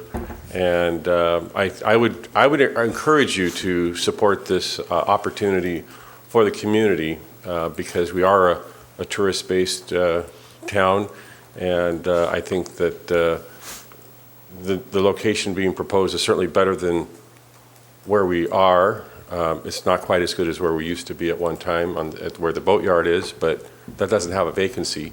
I know that in their case, they required a maritime theme inside the building because it is a boatyard, and I think there was actually a requirement as a leaseholder, which I think Eric Endersby would probably know a lot more about the detail of that, but I think it's a great thing, a great opportunity, something to consider, and I would support that. I do know that when it comes to the State Visitor Center, that this was something that when I was on the chamber board we looked at. The fact is we are not on the 101, and they probably will not consider a community that isn't for their location unless it's extraordinary. But that's a side note. Thank you. Thank you. Public comment is open for item C3. Any members wishing to come forward, please do so now. Seeing none, I will bring it back to council. This is just for direction. Any input for staff? Any inclinations? Any recommendations? Are you looking? Yes, I'd like to see us move receive forward. status update and provide direction as appropriate. I'd like to move forward quickly. Thank you. That would be my preference. Yes, I agree. So, I agree. Councilmember Heller, any comments? Yes. This looks like we're all in agreement. Great idea, great opportunity. Go for it. And we'll look forward to a report with the details outlined. Thank you. Thank you. Thank you, Jen, for being here. Thank you, Erica. That brings us to item number C-4, adoption of resolution number 09-20, authorizing submittal of an application for and receipt of alternative fuel and electric vehicle infrastructure grant. It's AB 617 through the San Luis Obispo County Air Pollution Control District, or APCD, for the installation of 6 electric vehicle charging ports, and resolution number 10-20, authorizing submittal of an application for and receipt of a local road safety plan, LRSP, grant through the California Department of Transportation, District 5, and I'll turn it over to Mr. Leivik. Thank you. Thank you, Mr. Mayor, and for outlining these two transportation-related grants that we bundled together. The first one is the APCD EV charging grant, which provides up to 60% of the costs of installing EV chargers. The two locations proposed for these EV chargers are on the Embarcadero, one near the South T Pier with 4 ports, and one near the North T Pier with 2 ports. We are looking at an estimated cost of installation at, let me get back to that item, excuse me. About $48,000, and the city share would be a little over $21,000. It includes, based on the bids that we have received, about $2,200 in the warranty costs. So the contribution would either come through financial contribution from the city would come through cash and through in-lieu services, so, or in-kind services. So we would be providing the labor to install these stations and working with a vendor to provide those charging stations. The location of the charging stations was based on where the city has power available to minimize the costs of bringing down a circuit from PG&E. So we have power pedestals at these locations to service those. And that's why those locations were highlighted. Not to say that other locations couldn't be used, but it would add to the cost of the project by having to basically come down from the PG&E service and install those power pedestals to serve those. The other grant, or do we want to stop for questions at this grant and then move on to the other grant, or should I just outline both? We can take them together. Let's go ahead and finish. And the Local Roads Safety Program grant is one that Caltrans is encouraging cities to apply for. The Local Road Safety Program will be a requirement of the highway safety funds in future grant years. So if we do want to apply for those, it will be required that we have this local safety plan. Also, it will make any other grant so we've been advised by SLOCOG staff, other grant applications more attractive to Caltrans by having this local safety program. This is a result of the basically the acronym has left my head. The Project Zero, where it's 0 deaths due to traffic incidents, try to reduce all traffic collisions to 0. And we'll be looking at where our problem intersections or segments are in the city, working with both the 4 E's of traffic engineering, or traffic engineering, enforcement, education. It's okay. And there's another one there. But you got plenty of acronyms in there. So, trust you. Involvement, which is an I. Public involvement is definitely a component of this project. It requires basically a coalition of the community with public works staff, PD staff, to look at these problem areas, come up with this local safety plan, and we'd be presenting that to council and ultimately to Caltrans. This is a 90-10 grant, so 10% matching funds.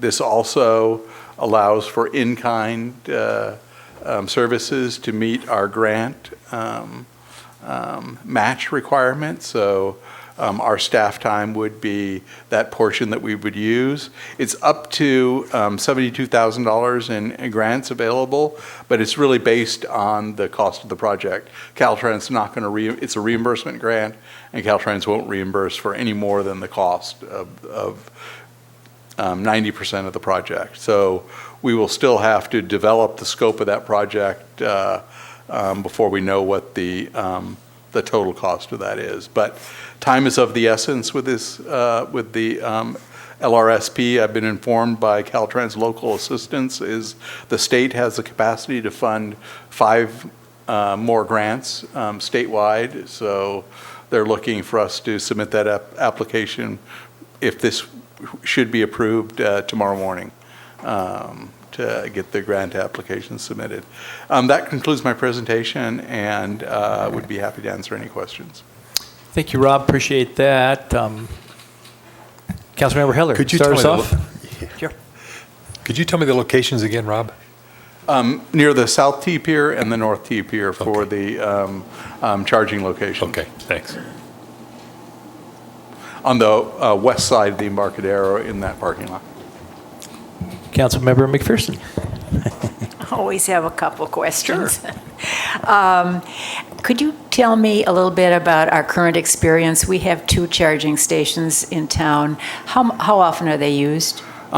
They're used on a relatively frequent basis. Those were funded by I believe, a Department of Energy grant that installed those. They're not the best locations for charging. One is behind the Public Works Community Development Building, and the other one's in front of the Chamber office. Right. I noticed the Public Works one is used, generally occupied almost every evening, usually by the same vehicle.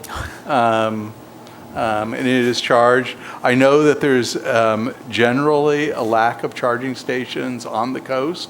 That's why we are encouraged by APCD staff to apply for this grant availability, and encouraged also to put the charging stations where folks with vehicles that are electric would be visiting Morro Bay. So the Embarcadero was their first suggestion that we should look down there for locations for those chargers. I'm not sure how often the Chamber one is used.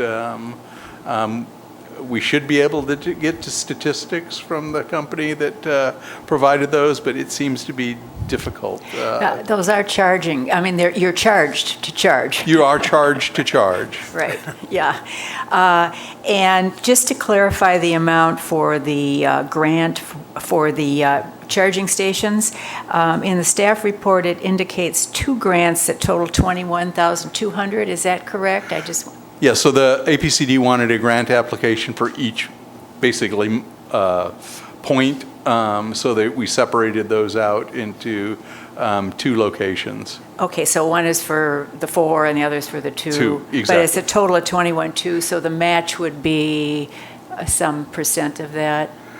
So the total construction, total cost, estimated cost for the charging stations is about 40,000-ish. I have it in the 47,644. Okay, so the rest would come. Yeah, and then City the city share would be 21,277.60. Would be the 40% plus the warranty, which is. And some of that could be in kind? Some of that can be in kind. The other source of funding that we would probably look towards is our parking in lieu fund for that, for improvements to parking. Okay. And there's no other location in the city where you could place these charging stations that has the required power? We could add another station to behind the Public Works building. Okay. We could add near the teen center. They're just not really viable locations for charging. One thing that I need to highlight in there is the city's cost is also can be covered by the user fee. So our match amount will be paid back over time. We can't price ourselves out of the market, of course, so it'll be a small amount in that user fee that will reimburse whatever fund funds that those charging stations. Yeah. Well, I think what I was thinking about was the downtown area. I was wondering if there was any place in the downtown area which does not have any, where that was a possibility. But it sounds like that's... Not on city property that we have access to. Okay, thank you. Thank you. Rob, just one question on the LRSP grant. That requirement in the future will be necessary for us to apply for grant funding for the 41-1 interchange project. Is that correct? If we apply for state highway safety money, it'll be a requirement that it'll be desired for any other grant funding. So it won't be a firm requirement of, for example, the SB1 discretionary funding. But it's, as we've been advised, it will make our grant application look better having this LRSP. Great, thank you. To my left, any questions? Yes. Councilmember Davis. No, mine's a comment. The LRSP, you're going to study problem areas where we have had incidents? Yes, so we'll be using the SWITRIS database along with community meetings to determine where the problem areas are. The what database? So CHP manages a database with all collision histories in there. So RPD reports collisions. It's and then that is a GIS-based, geographical information systems-based product. So we can plot those on maps, show what types of collisions those are, whether they're vehicles running into fixed objects, vehicle, pedestrian, car versus bicycle, and classify them that way so that we get a better understanding where those occur and how many of each type that we have. Would these then support warrants for installation of traffic control devices? They could. My analysis of intersections we've been asked to look at is on a intersection by intersection basis. Typically, we don't have the accident history at, for example, Pacific and Main. That comes up quite frequently that we need to install a stop sign on Main. There are collisions that occur there occasionally, but we don't have a chain of the 5 in the year that would trigger that collision warrant, and we don't meet the volume warrants on that intersection. So it will help with that, to provide that good data on a geographic basis, and it can be used as an education tool to for public education on where problems do occur. Okay. Thank you. Great. Questions? Okay, great. With that, I'll open up public comment on item C4. Any members of the public wishing to come forward regarding this item, please do so now. Seeing none, I will close public comment, bring it back to council, and entertain a motion, and then we can have discussion. I move staff recommendation, item C4. Second. Motion by Councilmember Heller for staff recommendation, second by Councilmember Davis. Is it okay for us to just say that without reading all the words? I do believe that's okay. Would you like me to read it, them to read it all, sir? Well, welcome. That's why Bruce Gibson does it on the county board that I'm on. For a resolution, you don't legally have to. For ordinances, you do. Okay. So we're good.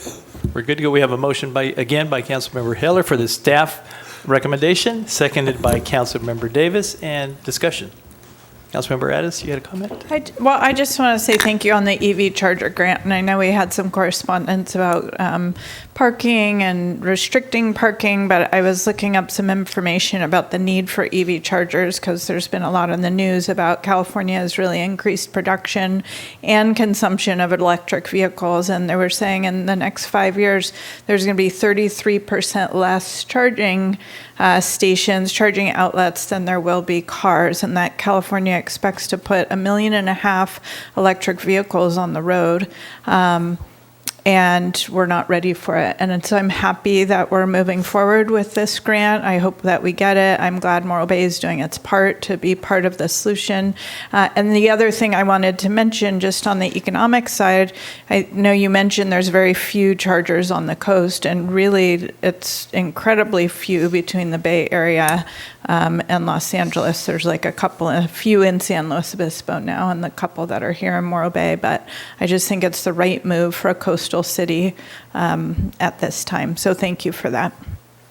Thank you. And I'll just add that as an APCD board member, I was proud to vote for this allocation and glad that the city of Morro Bay is taking advantage of this. The board considers it very important, and I'm sure we'll be very happy to see our application. And so I will support the motion. And I just want to say, as the owner of an electric vehicle, I totally support the motion. She seconds that emotion. Okay. With that, roll call vote, please. Councilmember Heller. Yes. Councilmember Davis. Yes. Councilmember Addis. Yes. Councilmember McPherson. Yes. And Mayor Heading. Yes. Motion carries 5-0. Great.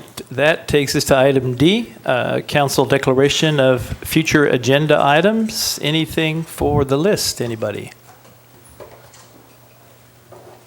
Seeing none, we will adjourn. The next regular meeting of the Morro Bay City Council will be held on Tuesday, February the 11th, 2020 at 5:30 p.m. at the Veterans Memorial Hall located at 209 Surf Street, Morro Bay, California. Thank you and good evening.